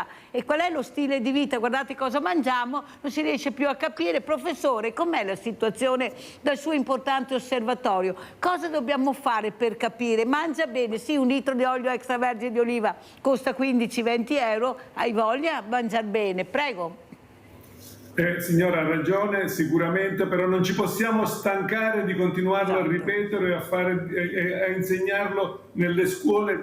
Noi cerchiamo di farlo qua al CRO con incontri con la popolazione il più spesso possibile, ma sicuramente una cura attenta all'alimentazione e soprattutto all'attività fisica. Non dimentichiamocelo, bisogna fare tutti i giorni una bella passeggiata camminare, muoversi. Negli ultimi tempi l'attività fisica sta diventando uno dei top più importanti nella prevenzione delle malattie croniche e del cancro. Quindi attività fisica, lotta all'obesità, attenzione alla nutrizione, e questa è una cosa che dobbiamo continuare a fare senza stancarci mai. Allora, dottor Bellucco, cosa aggiunge, cosa vuole dire, ecco, cos'è che la preoccupa di più, ma soprattutto anche noi abbiamo visto molti politici arrivare a vedere questo centro importantissimo, fondamentale, andiamo a vedere anche il servizio di questa parlamentare della Bernini che è andata a visitare questo centro, poi lo commentiamo col dottor Bellucco. Al CRO di Aviano si è tenuto un incontro con il Ministro dell'Università e della Ricerca Anna Maria Bernini per discutere la possibilità di attivare corsi di formazione universitaria all'interno del centro oncologico. Presenti anche l'assessore regionale alla salute Riccardo Riccardi insieme ai vertici dell'istituto e i medici della struttura. Intanto prosegue il progetto per la realizzazione del nuovo polo universitario a Pordenone entro il 2027. È importante che ci siano dei presidi universitari, soprattutto quando ci sono infrastrutture di ricerca come queste, perché come puoi immaginare in questo periodo noi abbiamo in mente soprattutto medicina e chirurgia, e un presidio di medicina e chirurgia servito da un centro come questo, dove si ricerca, si cura e si guarisce, è veramente un'eccellenza, è la parte bella dell'Italia, e quindi dove c'è la parte bella dell'Italia ci devono essere studentesse e studenti in grado di acquisire le loro capacità e le loro competenze. Ma in un contesto più ampio resta aperto il tema della fuga dei cervelli. Sempre più giovani infatti scelgono l'estero per migliori opportunità. Quali soluzioni propone il Ministro per trattenerli in Italia? Mettere tutti i fondi che abbiamo sulle infrastrutture di ricerca, che significa centri, laboratori, luoghi dove si fa ricerca d'eccellenza, che non è solamente ricerca medica ma è anche agricoltura tecnologica, biodiversità, aerospazio, su cui noi siamo fortissimi, siamo dei grandi captatori di competenze anche dall'estero, soprattutto in alcuni comparti come biofarma, biotecnologia. La nostra industria farmaceutica è fortissima, quindi su questo noi dobbiamo lavorare per fare in modo che non solo i nostri tornino, non dico non vadano via, anzi dobbiamo creare le condizioni perché se vogliono facciano un'esperienza all'estero, anzi dare loro, se sono capaci, meritevoli ma privi di mezzi, l'opportunità di farlo. L'importante è che diamo loro delle piattaforme, delle strutture, dei luoghi di ricerca dove tornare. Ecco, mi piace il Ministro Bernini perché parla al plurale, non solo io come Ministro, tanto è vero che io ero chiamata parlamentare perché le leggi si fanno in Parlamento e si decide là il futuro dell'Italia. Dottor Bellucco, ecco, è vero questo commento, però è vero che dobbiamo sempre di più migliorarci, abbiamo una tecnologia che ha fatto passi da gigante, lei mi ha scritto l'immunoterapia in sottogruppi selezionati di pazienti permette di ottenere risultati fino ad ora insperati, ma se io non l'ho visto e lei non lo dice e me lo scrive, io cosa dico? E a casa non lo sanno, perciò la speranza c'è, ma bisogna anche che la politica si muova, che vi supporti, che vi aiuti. Prego, dottor Bellucco. Sì, no, le parole del Ministro sono molto molto importanti, ha espresso dei concetti che per noi sono fondamentali. Il CRO di Aviano è un IRCS, quindi è un IRCS statale, questo è importante, è una struttura pubblica, cioè gli IRCS pubblici, e ce ne sono, sono dei fiori all'occhiello, diciamo, sono lo strumento del Ministero della Salute che servono per curare e fare ricerca in specifici argomenti. In particolare quello dell'oncologia, e il CRO di Aviano è uno di questi, e ce ne sono più di 10 di istituti. Il CRO di Aviano è uno dei fondatori, diciamo, di Alleanza contro il Cancro, che è un'organizzazione che mette in rete queste strutture pubbliche di altissima specializzazione dedicate al problema dei tumori. Essere in rete è fondamentale, perché i numeri che noi possiamo fornire come unica struttura, messi in rete si moltiplicano per 10 in questo caso, e anche per molto di più. E quindi possiamo fare della ricerca clinica, oltre che sperimentale, molto più efficace, che ci dà dei numeri che ci permettono di fare continui passi in avanti che si traducono poi giornalmente, quotidianamente nei trattamenti che noi possiamo offrire ai pazienti e possiamo quindi dare sempre una possibilità di guarigione maggiore. Quindi questo è veramente importante. Abbiamo Mirella da Riese Pio X, vai Mirella. Ciao Mirella, buongiorno ai suoi ospiti. Allora io sono molto preoccupata, ma molto, perché 2 giorni fa mi è arrivata una cartella di 218 euro, di 8 anni fa mio marito non aveva pagato. Allora io che sono vedova, sono solo adesso, devo pagare questa bolletta che mi viene il mal di pancia, perché con tutte le cose che ho da pagare c'è anche questa. Grazie Mirella, sentiamo subito Davide Pizzo. Di Consul cosa dice? Allora, avvocato, cosa deve pagare sta bolletta? Ma se non ho i soldi cosa mi succede? Prego avvocato. Per carità, non Adiconsum ma Codacons. Sì, appunto. Vada avvocato. Allora dipende da 2 fattori. Innanzitutto se ha accettato o meno l'eredità, in primis, e poi in seconda battuta da capire se questa bolletta è stata notificata dopo i 5 anni, perché allora poi c'è una sorta, diciamo, di prescrizione che però va verificata, attenzione, quindi bisogna capire bene e andando a esaminare documento per documento se è da pagare o meno. Purtroppo se non è stata accettata l'eredità il problema non si pone perché non è da pagare. Se l'eredità è stata accettata bisogna fare questa ulteriore verifica. Scusatemi, ma io tra pochissimo devo staccare, abbiate pazienza. Sì, però sa avvocato Rienzi, mi è venuto da sorridere perché noi ci lamentiamo del mondo del volontariato che siamo divisi, ma neanche tra di voi di associazione di consumatori siete molto uniti da quello che ho sentito da lei, perciò lei sorride ma a me viene da piangere, siamo tutti divisi, non so, 1000 associazioni, poi alla fine vediamo questi risultati. Comunque la ringrazio per quello che ha detto avvocato Rienzi e fa capire che per tutti la strada è in salita e noi in discesa, quelli che pagano le conseguenze purtroppo sono le fragilità. Grazie veramente, grazie avvocato Vincenzo Rienzi. Grazie a voi, grazie. Ma la mia domanda è anche, e la rivolgo veramente, dico grazie al professore Renato Cannizzaro, anche le droghe mi preoccupano, queste droghe a fiumi girano di tutti i tipi senza che questi ragazzi si rendano conto, professore, della pericolosità, non ne parla nessuno, loro giocano con queste sostanze, tanto le trovo in internet, le prendo, qual è il problema? E veramente poi a 18 anni girano col pannolone magari perché si sono bevuti il cervello. Professore, ma perché se ne parla così poco? E voi l'avete detto, la comunicazione è fondamentale, io spero con la mia trasmissione di mettere almeno la goccia nell'oceano. Prego professor Cannizzaro. Infatti grazie a lei che tocca questo argomento. Questo è un argomento terribile che va affrontato sicuramente e se bisogna parlarne, ma bisogna parlarne soprattutto in famiglia e nelle scuole. Bisogna assolutamente che ci sia un rapporto tra genitori e figli che sia molto franco e molto chiaro. Io ho cominciato con i miei figli da quando erano proprio piccolissimi ad affrontare questi argomenti, a parlarne. Non si può non tacere dei danni che danno le droghe. Abbiamo avuto al centro di riferimento oncologico di Ariano un osservatorio privilegiato nei tempi dell'HIV e di tutte le persone che venivano qua perché ne erano affette ed una parte di queste assumevano droghe. Ed è stata un'esperienza traumatizzante per noi guardare come le persone si possono far male. Quindi una educazione importante a casa, con un'attenzione ai minimi segni da parte dei genitori, a scuola e in tutte le situazioni di aggregazione è assolutamente importantissima. E poi i ragazzi devono fare sport, perché quando si fa sport si sta lontani dalle droghe.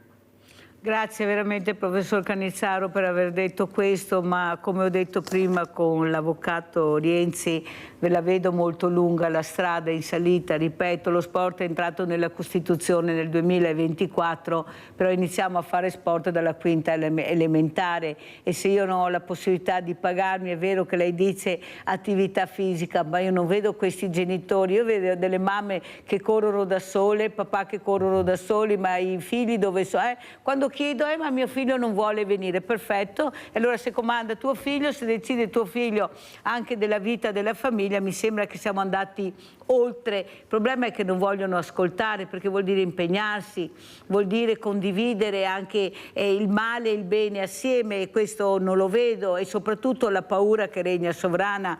Dottor Bellucco, abbiamo sentito le associazioni di donazione sono molto preoccupate, calano le donazioni e questo fa molto riflettere, c'è qualcosa che non va.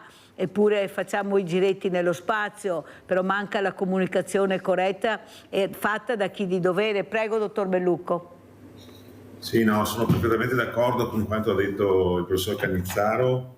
Chiaramente io sono un chirurgo oncologo, quindi posso però contribuire soltanto con la mia esperienza di genitore, ma i figli sono grandi. Due cose volevo dire, secondo me, che sono importanti.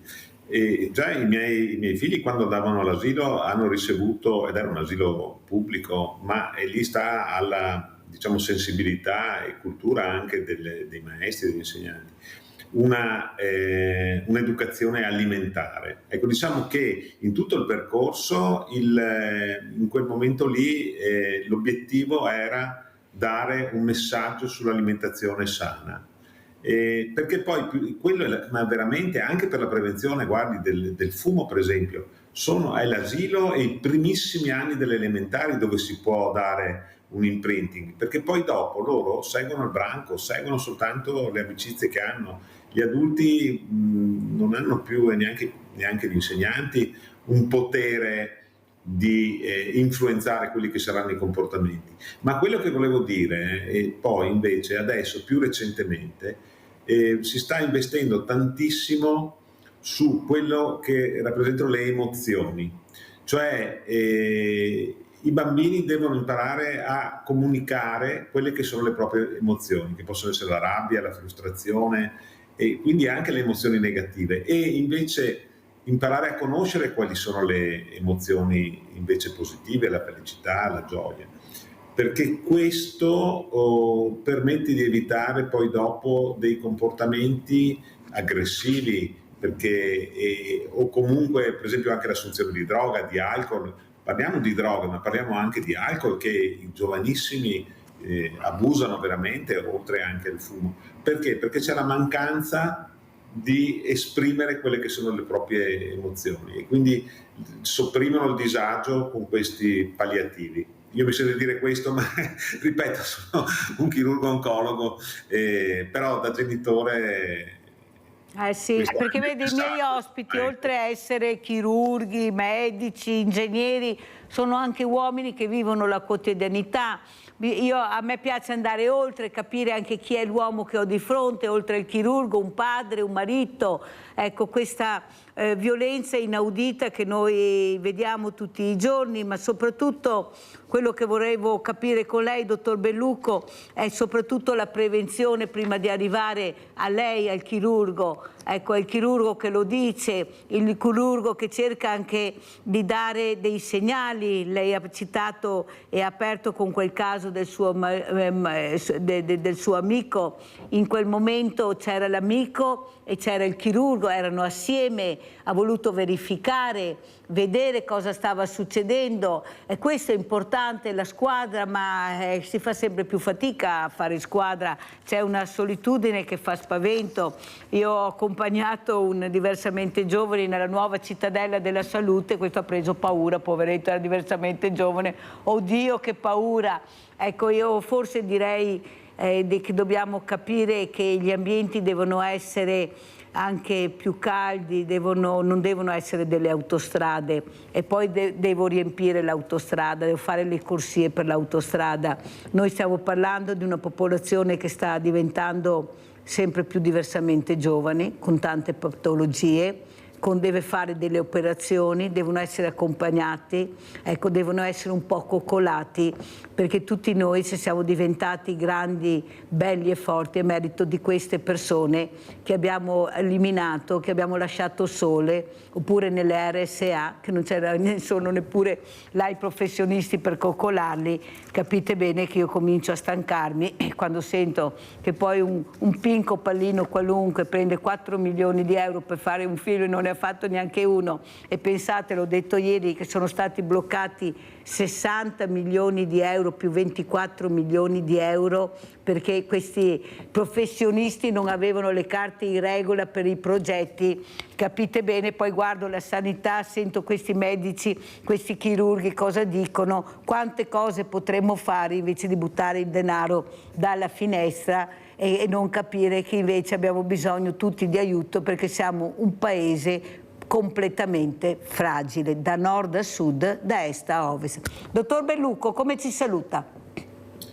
Io la saluto con tanta empatia che anche lei ha, e volevo ringraziarla perché la sua trasmissione è molto molto importante, perché tocca argomenti che sono sia anche tecnici, però sono argomenti che riguardano la vita di tutti i giorni e di tutti noi. Quindi un calorosissimo saluto a tutti. Grazie veramente, grazie al dottor Claudio Bellucco. Sentiamo come ci saluta il professor Renato Canizzaro. Professore, come ci saluta?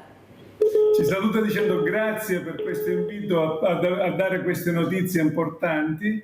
Ci saluta dicendo la prevenzione salva la vita, e grazie a lei che tiene questa trasmissione che ci permette di fare educazione con la popolazione. Grazie ancora. Grazie veramente, grazie a questi graditissimi ospiti. Ecco, io cerco anche di portare delle persone preparate, perché la comunicazione corretta è fondamentale, l'informazione corretta è fondamentale, perché a casi diversamente giovani devono capire come tutti gli altri. Anche loro hanno diritto di capire, perché abbiamo ancora dei diversamente giovani vivaci. Penso all'università della terza età, penso a questi volontari a 80-90 anni che stanno ancora cercando di migliorare, perciò dico alla politica: imparate da questi volontari e forse farete meglio anche voi il vostro lavoro di politici. Detto questo, vi ringrazio, vi saluto e andiamo a pranzo con la proposta di Mirella.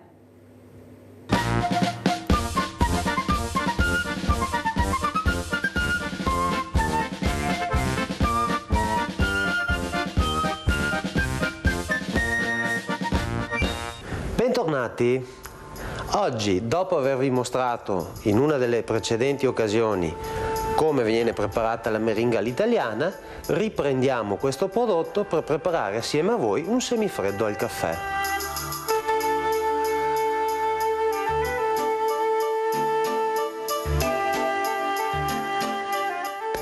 Per questo semifreddo, oltre alla meringa, useremo dei tuorli d'uovo, dello zucchero, del caffè ristretto normale espresso e un po' di caffè in polvere, un liquore a nostra scelta per aromatizzare un po' il tutto e della panna fresca che andremo a montare.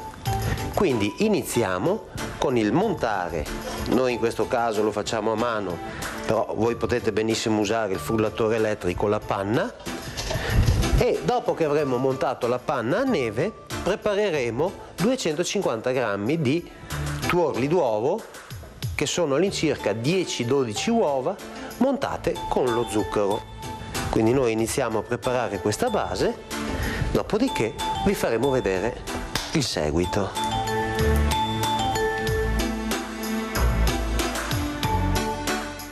Abbiamo quasi montato lo zucchero e le uova. Quindi adesso andiamo a unire la polvere di caffè al nostro caffè ristretto. Giriamo bene il tutto in modo da scioglierlo, il caffè che sia già freddo, quindi preparato un attimino in precedenza, ed andiamo ad aggiungerlo alle uova e zucchero. Piano piano, anche se il composto diventa liquido non vi preoccupate, poi tirerà con l'aiuto della meringa e della panna montata. Ora ci aggiungiamo un goccio di liquore a nostra scelta, in modo che il semifreddo si aromatizzi un attimino. Dopodiché andremo ad aggiungere la panna montata. Uniamo il composto alla panna montata e poi aggiungeremo la meringa all'italiana. A questo punto uniamo la meringa all'italiana, giriamo bene il tutto e avremo ottenuto un impasto abbastanza denso che andremo a preparare nei nostri stampi. Come vedete, sono operazioni semplici. È un piatto che potete preparare in qualsiasi momento nell'arco di un'oretta, un'oretta e mezza di lavoro e che poi potete conservare, come dicevo prima, per diversi mesi in congelatore. A questo punto la nostra base è pronta. Ora vi faccio vedere due possibilità di preparare il semifreddo e poi dopo vedremo il risultato. Ecco i due stampi, il bicchiere monoporzione o lo stampo con cui andremo a preparare delle fette di semifreddo. Mettiamo il tutto in congelatore per almeno un paio d'ore e poi vi faccio vedere il risultato. Per sformare il nostro semifreddo possiamo intingerlo un attimino in un po' di acqua bollente, appena 2 secondi, e poi girarlo in modo che fuoriesca. Oppure possiamo con una forbice rompere il nostro bicchiere di plastica e pian pianino aprirlo. In ognuno dei casi viene fuori un semifreddo in monoporzione. Chiudiamo la presentazione del nostro semifreddo con una piccola cucchiaiata di crema inglese. Possiamo usare anche della salsa al cioccolato, della salsa al Grand Marnier, qualsiasi salsa che ci piaccia. Un pochino di crema al cioccolato che ben si abbina e una spolverata di zucchero a velo. E così presentiamo il semifreddo al caffè in una maniera simpatica che sicuramente piacerà moltissimo ai nostri ospiti. A me non resta altro che augurarvi un buon dolce.